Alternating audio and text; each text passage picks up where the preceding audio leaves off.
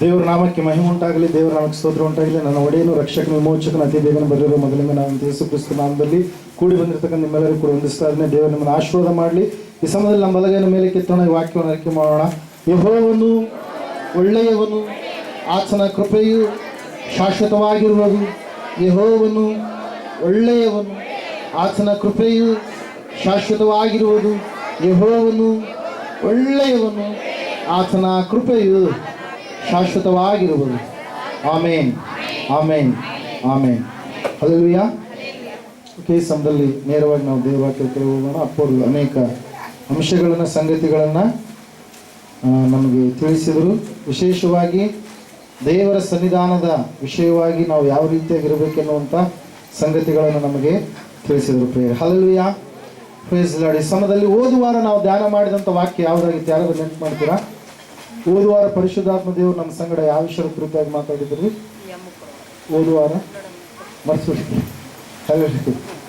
ವಾಕ್ಯ ಮರಿಬಾರ್ದು ಅಂತಂದರೆ ಮುಖ್ಯವಾಗಿ ಮರೆಯುವಂಥದ್ದೇ ವಾಕ್ಯ ಆಗಿದೆ. ಹಲ್ಲೆಲೂಯಾ. ಯಾವುದ್ರ ವಿಷಯವಾಗಿ? ಅಯ್ಯೋ, ಆ ವಿಷಯ ನಾನು ಹೇಳಬಾರ್ದು ಅಂತೇಳಿ ಭಯಪಡ್ತೀವಿ. ಎದ್ರ ವಿಷಯವಾಗಿರಿ? ಮರಣ. Hallelujah, praise Lord. ಮರಣಕ್ಕಾಗಿ ಸಿದ್ಧರಾಗಿದ್ದೀರಾ? ಮರಣ ಬರಲಿಕ್ಕಿದೆ. ಆ ಮರಣವನ್ನ ನಾವು ಯಾವ ರೀತಿಯಾಗಿ ಎದುರಿಸಬೇಕು, ಆ ಮರಣಕ್ಕೆ ನಾವು ಯಾವ ರೀತಿಯಾಗಿ ಸಿದ್ಧರಾಗಬೇಕೆನ್ನುವಂಥ ಸಂಗತಿಗಳನ್ನ ನಾವು ಓದುವಾರ ಧ್ಯಾನ ಮಾಡಿದಂಥವರಾಗಿದ್ದಾರೆ. ಕೆಲವು ಜನರು ದೇವರವರಿಗೆ ಅವಕಾಶಗಳನ್ನು ಕೊಟ್ಟಾಗಲೂ, ದೇವರು ಅವರಿಗೆ ಅನೇಕವಾದಂಥ ಆಜ್ಞೆಗಳನ್ನು ಇಟ್ಟಾಗಲೂ ಕೂಡ ಆ ಮರಣಕ್ಕೆ ಅವರು ಯಾವ ರೀತಿಯಾಗಿ ಪ್ರತಿಕ್ರಿಯೆ ತೋರಿಸಿದ್ರಿ?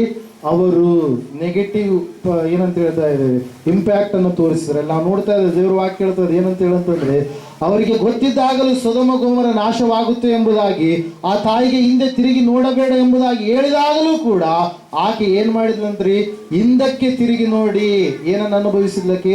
ನಾಶನವನ್ನು ಅನುಭವಿಸಿದ್ಲು. ಆಕೆಯ ಜೀವಿತವನ್ನು ನಾವು ನೋಡುವಾಗ ಉಪ್ಪಿನ ಸ್ತಂಭವಾಗಿ ಕುಟುಂಬವನ್ನ ಕಳೆದುಕೊಂಡಂತ ಸ್ಥಿತಿಯಲ್ಲಿ ಉಳ್ಳಂತ ಒಬ್ಬ ತಾಯಿಯಾಗಿ ಆ ಲೋಟನ ಹೆಂಡತಿ ನಮ್ಗೆ ಏನ್ ಮಾಡ್ತಾ ಇದ್ದಾಳೆ? ಕಾಣಿಸ್ಕೊಳ್ತಾ ಇದ್ದಾಳೆ. ಪ್ರೇರೆ, ಆಕೆಯ ಮನಸ್ಸು, ಆಕೆಯ ಒಂದು ಹೃದಯ ಎಲ್ಲಿತ್ತಂತೆ? ಸೊದೊಮ ಗೊಮೋರ ಎನ್ನುವಂತ ಪಟ್ಟಣದಲ್ಲಿತ್ತು. ಪ್ರೇರೆ, ಎರಡನೇದಾಗಿ ನಾವು ನೋಡಿದಂಥವರಾಗಿದ್ದೇವೆ.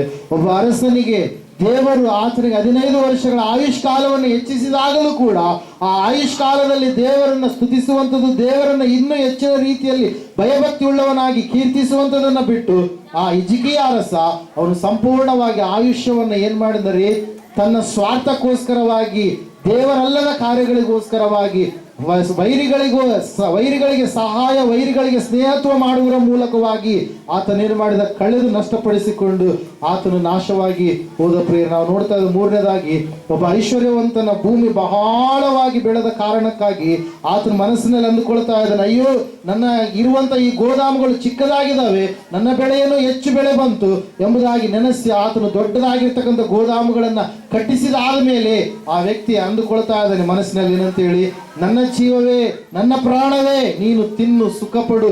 ನಿನಗೆ ಅನೇಕ ವರ್ಷಗಳಿಗೆ ಬೇಕಾದಷ್ಟು ಏನು ಬಿದ್ದಿದೆ? ವಸ್ತುಗಳು ಬಿದ್ದಿದ್ದಾವೆ, ಧಾನ್ಯಗಳು ಬಿದ್ದಿದ್ದಾವೆ, ಹಣ, ಐಶ್ವರ್ಯ ಎಲ್ಲವೂ ಇದೆ, ನೀನು ತಿನ್ನು ಸುಖಪಡು ಎಂಬುದಾಗಿ ತನ್ನಲ್ಲಿ ತಾನು ಅಂದುಕೊಳ್ಳುವಂತ ಸಮಯದಲ್ಲಿ ನಾವು ನೋಡ್ತಾ ಇದ್ದೇವೆ. ದೇವರೇ ಮಳೆಯನ್ನ ಕೊಡಲಾರದಿದ್ರೆ ಅವನು ಬೆಳೆಯನ್ನ ಬೆಳೆದುಕೊಳ್ಳೋದಕ್ಕೆ ಸಾಧ್ಯ ಆಗ್ತಾ ಇತ್ತ? ದೇವರೇ ಭೂಮಿಯಲ್ಲಿ ಅವನಿಗೆ ಸ್ಥಳವನ್ನ, ಸ್ಥಾನವನ್ನ, ಪ್ರಾಣವನ್ನ, ಶರೀರವನ್ನ, ಆತ್ಮವನ್ನು ಕೊಡಲಾರದಿದ್ರೆ ಅವನು ಭೂಮಿಯಲ್ಲಿ ಬದುಕೋದಕ್ಕೆ ಸಾಧ್ಯ ಆಗ್ತಾ ಇತ್ತ? ಆದ್ರೆ ಅವನು ದೇವರನ್ನ ಸ್ತುತಿಸದೆ, ದೇವರು ಕೊಟ್ಟಿರ್ತಕ್ಕಂತಹ ಬೆಳೆಯನ್ನ ಕೃತಜ್ಞತೆಯಿಂದ ಅವನು ಸ್ವೀಕರಿಸದೆ, ಅವನು ತನ್ನ ದೇಹವನ್ನ, ಆತ್ಮವನ್ನ ಪ್ರೀತಿಸಿದ ಕಾರಣಕ್ಕಾಗಿ ಯೇಸು ಸ್ವಾಮಿಯಲ್ಲಿ ಸಾಮ್ಯದಲ್ಲಿ ಒಂದು ಮಾತನ್ನು ಹೇಳಿದ್ರು, ಇವತ್ತು ನಿನ್ನ ಪ್ರಾಣವನ್ನ ನಿನ್ನ ಕಡೆಯಿಂದ ಏನ್ ಮಾಡ್ತಾರೆ? ಕೇಳುವುದಕ್ಕೆ ಬರ್ತಾರೆ ಎಂಬುದಾಗಿ. Hallelujah, praise lord. ಅವನಿಗೆ ಐಶ್ವರ್ಯ ಬಂದಂತ ಸಮಯದಲ್ಲಿ, ಅವನು ಐಶ್ವರ್ಯ ಉಳ್ಳಂತ ವ್ಯಕ್ತಿ ಆದಂತ ಸಮಯದಲ್ಲಿ ಅವನು ಮರಣಕ್ಕೋಸ್ಕರವಾಗಿ ಸಿದ್ಧನು ಆಗಲಿಲ್ಲ. ಪ್ರಿಯರೇ, ದೇವರ ಕುರಿತಾಗಿ ಆಲೋಚನೆ ಉಳ್ಳಂತ ವ್ಯಕ್ತಿಯಾಗಿ ಅವನು ಇರಲಿಲ್ಲ. ದೇವರ ಕುರಿತಾಗಿ ಸಂಪೂರ್ಣವಾಗಿ ಅವನು ಬೇಜವಾಬ್ದಾರಿತನ ತೋರಿಸಿದ ಕಾರಣಕ್ಕಾಗಿ ಇವರು ಮರಣದ ವಿಷಯದಲ್ಲಿ ಏನಾದ್ರಿ? ದೇವರ ವಿಷಯಗಳ ಕುರಿತಾಗಿ ತಿಳುವಳಿಕೆ ಇರಲಾರದ ರೀತಿಯಲ್ಲಿ ನಡೆದುಕೊಂಡ ಕಾರಣಕ್ಕಾಗಿ ಘೋರವಾದಂಥ ಸ್ಥಿತಿಯಲ್ಲಿ ಅವರು ನಾಶನದ ಕಡೆಗೆ ಹೋದ್ರು. ಪ್ರಿಯರೇ, ಆದರೆ ನಾವು ಯಾವ ರೀತಿಯಾಗಿರ್ಬೇಕಂತೇಳಿ ನೋಡಿದ್ವಿ. ನಾವು ದೇವರನ್ನ, ಯೇಸುವನ್ನ ಈ ಲೋಕಕ್ಕೆ ಬಂದಿದ್ದಾನೆ ಎಂಬುದಾಗಿ ನಾವು ನಂಬುವಾಗ ಆತನ ರಕ್ತದ ಮೂಲಕವಾಗಿ ಆ ಒಂದು ಗುರುತು ಎನ್ನುವಂಥದ್ದನ್ನು ದೇವರು ಕೊಟ್ಟಿದ್ದಾನೆ. ಆ ಗುರುತನ್ನ ಆ ಗುರುತನ್ನ, ಆ ಗುರುತಿನಲ್ಲಿ ನಾವು ಗುರುತಿಸಿಕೊಂಡವರಾಗಿ, ಆ ರಕ್ತದಲ್ಲಿ ನಾವು ತೊಳೆಯಲ್ಪಟ್ಟಂತ ಸಭೆಯಲ್ಲಿ ಇರೋರಾಗಿ ನಾವು ಕಾಣಿಸಿಕೊಳ್ಳುವಾಗ ಖಂಡಿತವಾಗಿ ದೇವರು ನಮ್ಗೆ ಏನನ್ನು ಕೊಡ್ತಾನಂತ್ರಿ? ನಿತ್ಯ ಜೀವವನ್ನ. Hallelujah, praise lord. ಮರಣದಿಂದ ನಮಗೆ ಪಾರು ಮಾಡಿ ನಮ್ಮನ್ನ ಜೀವದ ಕಡೆಗೆ ದೇವರು ನಡೆಸ್ತಾನೆ ಎಂಬುದಾಗಿ. ಹಲ್ಲೆಲೂಯಾ. ಈ ಸಮಯದಲ್ಲಿ ನ್ಯಾಯಸ್ಥಾಪಕರ ಪುಸ್ತಕದ ಕಡೆಗೆ ಬರೋಣ. 6ನೇ ಅಧ್ಯಾಯ, ನ್ಯಾಯಸ್ಥಾಪಕರ ಪುಸ್ತಕ 6ನೇ ಅಧ್ಯಾಯ. ಒಂದು ವಿಶೇಷವಾದಂಥ ಸಂಗತಿಯನ್ನು ಇವತ್ತಿನ ದಿವಸ ನಾವು ಧ್ಯಾನ ಮಾಡ್ಲಿಕ್ಕೆ ಹೋಗ್ತಾ ಇದ್ದೇವೆ. ನ್ಯಾಯಸ್ಥಾಪಕರ ಪುಸ್ತಕ 6ನೇ ಅಧ್ಯಾಯ, 7ನೇ ಅಧ್ಯಾಯ ಮತ್ತು 8ನೇ ಅಧ್ಯಾಯದಲ್ಲಿ ಒಬ್ಬ ವ್ಯಕ್ತಿಯ ಕುರಿತಾಗಿ ಸತ್ಯವೇದ ಸ್ಪಷ್ಟವಾಗಿ ನಮಗೆ ಲೇಖನ ಪಡಿಸ್ತಾ ಇದೆ ಪ್ರಿಯರು. ಇಸ್ರಾಯೇಲರನ್ನು ಆಳ್ವಿಕೆ ಮಾಡಿರ್ತಕ್ಕಂಥ ಅರಸರು 42 ಜನರಾದರೆ ನಾವು ನೋಡ್ತಾ ಇದ್ದೇವೆ, ಇಸ್ರಾಯೇಲರನ್ನ ಆಳ್ವಿಕೆ ಮಾಡಿರ್ತಕ್ಕಂಥ ನ್ಯಾಯಸ್ಥಾಪಕರು 12 ಜನರು ಪ್ರಿಯರೇ. ಈ 12 ಜನರಲ್ಲಿ ಸ್ತ್ರೀ ಆಗಿರ್ತಕ್ಕಂಥ ದೆಬೋರ ಕೂಡ ಇದ್ದಾಳೆ. ಅದೇ ರೀತಿಯಾಗಿ ನಾವು ನೋಡ್ತಾ ಇದ್ದೇವೆ, ಚಿಕ್ಕ ವಯಸ್ಸಿನಲ್ಲಿ ಭಯಪಟ್ಟು, ಮಿದ್ಯಾನರಿಗೆ ಭಯಪಟ್ಟು ದೇವರು ಬಂದು ಬಲಪಡಿಸಿರ್ತಕ್ಕಂಥ ವ್ಯಕ್ತಿಯಾಗಿರುವಂಥ ಗಿದ್ಯೋನನು ಕೂಡ ಇದ್ದಾನೆ ಪ್ರಿಯರೇ. ಹಲ್ಲೆಲೂಯಾ. ಸತ್ಯವೇದದಲ್ಲಿ ನಾವು ನೋಡುವಾಗ 11ನೇ ಅಧ್ಯಾಯ ಇಬ್ರಿಯರಿಗೆ ಬರೆದ ಪತ್ರಿಕೆಯಲ್ಲಿ ಸ್ಪಷ್ಟವಾಗಿ ನಾವು ನೋಡ್ತಾ ಇದ್ದೇವೆ, ನಂಬಿಕೆಯ ವೀರರ ಪಟ್ಟಿಯಲ್ಲಿ ಗಿದ್ಯೋನನ ಹೆಸರನ್ನು ಕೂಡ ದೇವರು ಬರೆಸಿದ್ದಾನೆ ಪ್ರಿಯರು. ಒಂದ್ಸಾರಿ ಆ ವಚನವನ್ನು ಓದಿಕೊಂಡು ನಾವು ಮುಂದೆ ಸಾಗೋಣ. 32ನೇ ವಚನ, 11ನೇ ಅಧ್ಯಾಯ. ಇನ್ನು ಏನು ಹೇಳಬೇಕು? ಗಿಡಿಯೋನ್, ಬಾರಾಕ್, ಸಂಸೋನ್, ಯೆಫ್ತಾ, ದಾವೀದ, ಸಮುವೇಲ ಎಂಬುವವರ ವೃತ್ತಾಂತವನ್ನು, ಪ್ರವಾದಿಗಳ ವೃತ್ತಾಂತವನ್ನು ವಿವರವಾಗಿ ಹೇಳಬೇಕಾದರೆ ನನಗೆ ಸಮಯ ಸಾಲದು. ನಂಬಿಕೆಯ ಮೂಲಕ ಅವರು ರಾಜ್ಯಗಳನ್ನ ಸ್ವಾಧೀನ ಮಾಡಿಕೊಂಡರು, ನೀತಿಯನ್ನ ನಡೆಸಿದರು, ವಾಗ್ದಾನಗಳನ್ನ ಪಡಕೊಂಡರು, ಸಿಂಹಗಳ ಬಾಯಿ ಕಟ್ಟಿದರು, ಬೆಂಕಿಯ ಬಲವನ್ನ ಆರಿಸಿದರು, ಕತ್ತಿಯ ಬಾಯಿಗೆ ತಪ್ಪಿಸಿಕೊಂಡರು, ನಿರ್ಬಲರಾಗಿದ್ದು ಬಲಿಷ್ಠರಾದರು, ಯುದ್ಧದಲ್ಲಿ ಪರಾಕ್ರಮಶಾಲಿಗಳಾದರು, ಪರರ ದಂಡುಗಳನ್ನ ಓಡಿಸಿ ಬಿಟ್ಟರು ಎಂಬುದೇ. ಹಲ್ಲೆಲೂಯಾ. ಸ್ಪಷ್ಟವಾಗಿ ನಾವು ನೋಡ್ತಾ ಇದ್ದೇವೆ ಪ್ರಿಯರೇ, ಗಿದ್ಯೋನನ ಹೆಸರನ್ನ ಪೌಲನ ಆವತ್ತಿನ ದಿವಸ ದೇವರು ಬರೆಸಬೇಕಾದ್ರೆ ಅಲ್ಲಿ ನಾವು ನೋಡ್ತಾ ಇದ್ದೇವೆ, ಒಂದು ನಿರ್ಬಲವಾದಂತವರನ್ನ ಬಲವುಳ್ಳವರನ್ನಾಗಿ ದೇವರು ಏನ್ ಮಾಡಿದ್ರಂತೆ? ಸಿದ್ಧಪಡಿಸಿದರು ಎಂಬುದಾಗಿ. ಹಲ್ಲೆಲೂಯಾ. ದೇವರ ವಾಕ್ಯದಲ್ಲಿ ನಾವು ನೋಡುವಾಗ ಇಲ್ಲಿ ಇಸ್ರಾಯೇಲರ ಒಂದು ಸ್ಥಿತಿಯನ್ನು ನಾವು ನೋಡ್ತಾ ಇದ್ದೇವೆ. ಇಸ್ರಾಯೇಲರು ಕೂಡ ಅವರಂತೆ ನಾವು ಜೀವಿಸ್ತಾ ಇದ್ದೇವೇನೋ ಅಂತೇಳಿ ಅನ್ಸುತ್ತೆ ಅನೇಕ ಸಂದರ್ಭಗಳಲ್ಲಿ. ಏನಂತ ಹೇಳಂದ್ರೆ, ಅವರು ದೇವರ ಅದ್ಭುತಗಳನ್ನ, ದೇವರು ಮಾಡಿದಂತ ಆಶ್ಚರ್ಯ ಕಾರ್ಯಗಳನ್ನ, ದೇವರು ಕೊಟ್ಟಿರ್ತಕ್ಕಂಥ ಆಜ್ಞಾ ವಿಧಿಗಳೆಲ್ಲವನ್ನ ಸ್ವಲ್ಪ ದಿವಸ ಕೈಕೊಂಡು ನಡೆದು ಇನ್ನೂ ಸ್ವಲ್ಪ ದಿವಸ ದೇವರು ಅವರನ್ನು ಆಶೀರ್ವಾದ ಮಾಡಿದ ಮೇಲೆ ಅವರ ಹಣ, ಅವರ ಸಂಪತ್ತು, ಅವರಿಗೆ ಎಲ್ಲಾ ವಿಧದಲ್ಲಿ ದೊಡ್ಡದಾಗಿರ್ತಕ್ಕಂಥ ಆಶೀರ್ವಾದ ಸಿಕ್ಕಾದ ಮೇಲೆ ಅವರು ದೇವರು ಕೊಟ್ಟಿರ್ತಕ್ಕಂಥ ಆಶೀರ್ವಾದವನ್ನೇ ಹೆಚ್ಚಾಗಿ ನೋಡುತ್ತಾ ಅವರು ಏನ್ ಮಾಡ್ತಿದ್ರಿ? ಸೃಷ್ಟಿಕರ್ತನಾದಂಥ ದೇವರನ್ನ ಅವರು ಮರೆತು ಬಿಡ್ತಾ ಇದ್ರು ಪ್ರಿಯರೇ. ಹಲ್ಲೆಲೂಯಾ. ದೇವರ ವಾಕ್ಯದಲ್ಲಿ ನಾವು ನೋಡ್ತಾ ಇದ್ದೀವಿ, ಇಸ್ರಾಯೇಲರ ಚರಿತ್ರೆ ಎಲ್ಲ ನೋಡುವಾಗ ಅವರು ದೇವರು ಕಷ್ಟದ ಸಮಯದಲ್ಲಿ, ನಷ್ಟದ ಸಮಯದಲ್ಲಿ ಅವರನ್ನ ಕೈ ಹಿಡಿದು ನಡೆಸಿದಂತ ಸಮಯದಲ್ಲಿ ಅವರು ದೇವರನ್ನ ನೋಡದೆ, ದೇವರು ಬಿಡಿಸಿದಾದ ಮೇಲೆ ತಮ್ಮ ಇಷ್ಟಾನುಸಾರವಾಗಿ, ತಮ್ಮ ಸ್ವಚಿತ್ತದ ಪ್ರಕಾರವಾಗಿ ನಡೆದು ದೇವರಿಗೆ ಕೋಪವನ್ನು ಎಬ್ಬಿಸುವವರಾಗಿ ಕಾಣಿಸ್ತಾ ಇದ್ರು ಪ್ರಿಯರೇ. ದೇವರ ವಾಕ್ಯದಲ್ಲಿ ನಾವು ನೋಡ್ತಾ ಇದ್ವಿ ಇದೇ ಸಂದರ್ಭವನ್ನ ದೇವರು ಇಲ್ಲಿ ಬರೆಸಿದ್ದಾರೆ 6ನೇ ಅಧ್ಯಾಯದಲ್ಲಿ. ಏನಂತ ಹೇಳಂತಂದ್ರೆ, ಇಸ್ರಾಯೇಲರು ತಿರುಗಿ ಯೆಹೋವನ ದೃಷ್ಟಿಯಲ್ಲಿ ದ್ರೋಹಿಗಳಾದದರಿಂದ ಆತನು ಅವರನ್ನ 7 ವರ್ಷಗಳ ಪರ್ಯಂತರ ಮಿದ್ಯಾನರ ಕೈಗೆ ಒಪ್ಪಿಸಿದನು ಎಂಬುದಾಗಿ. ಹಲ್ಲೆಲೂಯಾ. ದೇವರಲ್ಲಿ ಕೈಯಲ್ಲಿರ್ತಕ್ಕಂಥ ಆಯುಧಗಳ ಕುರಿತಾಗಿ ನಾವು ನೋಡುವಾಗ ದೇವರು ಶತ್ರುಗಳ ಕೈಗಾದ್ರೂ ಒಪ್ಪಿಸ್ತಾನೆ ಒಂದು, ಇಲ್ಲಾಂದ್ರೆ ದೇವರು ಬರಗಾಲವನ್ನಾದ್ರೂ ಬರಮಾಡ್ತಾನೆ ಒಂದು, ಇಲ್ಲಾಂದ್ರೆ ದೇವರು ಏನ್ ಮಾಡ್ತಾನ್ರಿ? ಯುದ್ಧಗಳನ್ನ, ರೋಗಗಳನ್ನ ಏನ್ ಮಾಡ್ತಾನ್ರಿ? ತರುವಂತ ಆತನಾಗಿರ್ತಾನೆ ಪ್ರೇರಿಲ್ಲ. ನಾವು ನೋಡ್ತಾ ಇದ್ದೇವೆ, ದೇವ್ರ ವಾಕ್ಯ ಹೇಳ್ತಾ, ಸತ್ಯವೇದ ಹೇಳ್ತಾ ಇದೆ, ಈ ಜನರಿಗೆ ದೇವರ ಆಶೀರ್ವಾದ ಇದ್ದು ದೇಶದಲ್ಲಿ 40 ವರ್ಷಗಳ ಕಾಲ ಸಮಾಧಾನ ಎನ್ನುವಂಥದ್ದು ಆ ದೇಶದಲ್ಲಿ ಇರುವಾಗ, ಸಮಾಧಾನದ ಕಾಲದಲ್ಲಿ ನಾವು ನೋಡ್ತಾ ಇದ್ದೇವೆ ಇಸ್ರಾಯೇಲರು ಮತ್ತೆ ದೇವರಿಗೆ ವಿರುದ್ಧವಾಗಿ ಏನ್ ಮಾಡ್ತಾ ಇದ್ದಾರೆ? ತಿರುಗಿ ಬೀಳ್ತಾ ಇದ್ದಾರೆ. ಅವರು ವಿರುದ್ಧವಾಗಿ ತಿರುಗಿ ಯಾಕೆ ಬಿದ್ದರೆ ಎಂಬುದಾಗಿ ನಾವು ನೋಡುವಾಗ ಅವರು ಬಾಳನ ಆರಾಧಿಕರಾಗಿ ಜೀವಿಸುವಂತವರಾಗಿದ್ದಾರೆ ಪ್ರಿಯರೇ. ದೇವರು ಒಬ್ಬಾತನೇ ಎಂಬುದಾಗಿ ಅವರು ತಿಳಿದುಕೊಂಡಿದ್ದಾಗಲೂ ಕೂಡ ದೇವರನ್ನ ಮತ್ತೆ ಏನ್ ಮಾಡ್ತಾ ಇದ್ದಾರೆ? ಅಕ್ಕಪಕ್ಕದ ಜನಾಂಗಗಳವರ ದೇವರುಗಳನ್ನ ನಮ್ಮ ದೇವರು ಎಂಬುದಾಗಿ ನೆನೆಸಿ ಅವುಗಳನ್ನ ಮಾಡಿಕೊಂಡಿದ್ದಾರೆ, ಅವರ ಮನೆಯ ದೇವರುಗಳನ್ನಾಗಿ ಮಾಡಿಕೊಂಡಿದ್ದಾರೆ. ಸ್ವಂತ ಇಲ್ಲಿ ನಾವು ನೋಡ್ತಾ ಇದ್ದೇವೆ, ಯೋವಾಷನು ಎನ್ನುವಂತ ವ್ಯಕ್ತಿ, ಅಬಿಯೇಜರ ಗೋತ್ರದವನಾಗಿರ್ತಕ್ಕಂಥ ಯೋವಾಷನ್ ಎನ್ನುವಂತ ವ್ಯಕ್ತಿ ಬಾಳನೆನ್ನುವಂತ ದೇವತೆಗೆ ಏನ್ ಮಾಡಿದನ್ರಿ, ಒಂದು ದೇವಾಲಯವನ್ನು ಏನ್ ಮಾಡಿದಾನೆ, ಕಟ್ಟಿಸಿದವನಾಗಿ ಜೀವಿಸ್ತಾ ಇದ್ದಾನೆ. ಪ್ರೇರ, ಇದು ದೇವರ ಕೋಪಕ್ಕೆ ಕಾರಣವಾಯ್ತಲ್ಲ. ನಾವು ನೋಡ್ತಾ ಇದ್ದೇವೆ, ದೇವರ ವಾಕ್ಯ ಹೇಳ್ತಾ ಇದೆ, ಸತ್ಯವೇದ ಹೇಳ್ತಾ ಇದೆ. ಅದಕ್ಕಾಗಿ ದೇವರು ಸಮಾಧಾನ ಇರ್ತಕ್ಕಂಥ ಆ ಸಮಯದಲ್ಲಿ ಇವರು ದೇವರನ್ನ ಕೊಂಡಾಡದೆ, ದೇವರನ್ನ ಸ್ತುತಿ ಮಾಡದೆ, ದೇವರಿಗೆ ಘನತೆಯನ್ನು ಸಲ್ಲಿಸದೆ, ಅಡ್ಡದಾರಿಯನ್ನ ಹಿಡಿದು ಸಂಪೂರ್ಣವಾಗಿ ದೇವರನ್ನ ಮರೆತವರಾಗಿ ಏನ್ ಮಾಡ್ತಾ ಇದ್ದಾರೆ, ಜೀವಿಸ್ತಾ ಇದ್ದಾರೆ. ಪ್ರೇರಿ, ನಾವು ನೋಡ್ತಾ ಇದ್ದೇವೆ, ದೇವರ ವಾಕ್ಯ ಹೇಳ್ತದೆ, ಸತ್ಯವೇದ ಹೇಳ್ತಾ ಇದೆ ಸ್ಪಷ್ಟವಾಗಿ. ಏನಂತ ಹೇಳಂತಂದ್ರೆ, ಇವರು ದೇವರನ್ನ ಮರೆತು ಬಿಟ್ಟ ಕಾರಣಕ್ಕಾಗಿ ದೇವರು ಅವ್ರನ್ನ ಏನ್ ಮಾಡಿದಾರೆ, ಮಿದ್ಯಾನರ ಕೈಗೆ ಒಪ್ಪಿಸಿದೆ. ಎಷ್ಟು ವರ್ಷಗಳಂತೆ? 7 ವರ್ಷಗಳು. Hallelujah, praise lord. 7 ವರ್ಷಗಳು ಯಾವ ರೀತಿಯಾಗಿ ಇವರ ಜೀವಿತ ಇದೆ ಅಂತಂದ್ರೆ, ಇವರು ಬೆಳೆಯನ್ನ ಬಿತ್ತುತ್ತಾ ಇದ್ದಾರೆ. ಬಿತ್ತಿದಂತ ಸಮಯದಲ್ಲಿ ಬೆಳೆಯನ್ನ ಕೊಯ್ಬೇಕು ಅಂತ ಹೇಳಂತಂದ್ರೆ ಮಿದ್ಯಾನರು ಬರ್ತಾ ಇದ್ದಾರೆ. ಆ ಬೆಳೆಯನ್ನ ಕೊಯ್ದುಕೊಂಡು ಏನ್ ಮಾಡ್ತಾ ಇದ್ದಾರೆ, ಹೋಗ್ತಾ ಇದ್ದಾರೆ. ಕಷ್ಟ ಎಲ್ಲ ಇವರು ಪಡ್ತಾ ಇದ್ದಾರೆ. ಬೆಳೆ ಬಂದಾದ ಮೇಲೆ ಆ ಬೆಳೆ ಇವರ ಕೈಗೆ ಏನಾಗ್ತಾ ಇಲ್ಲ, ಸಿಗ್ತಾ ಇಲ್ಲ.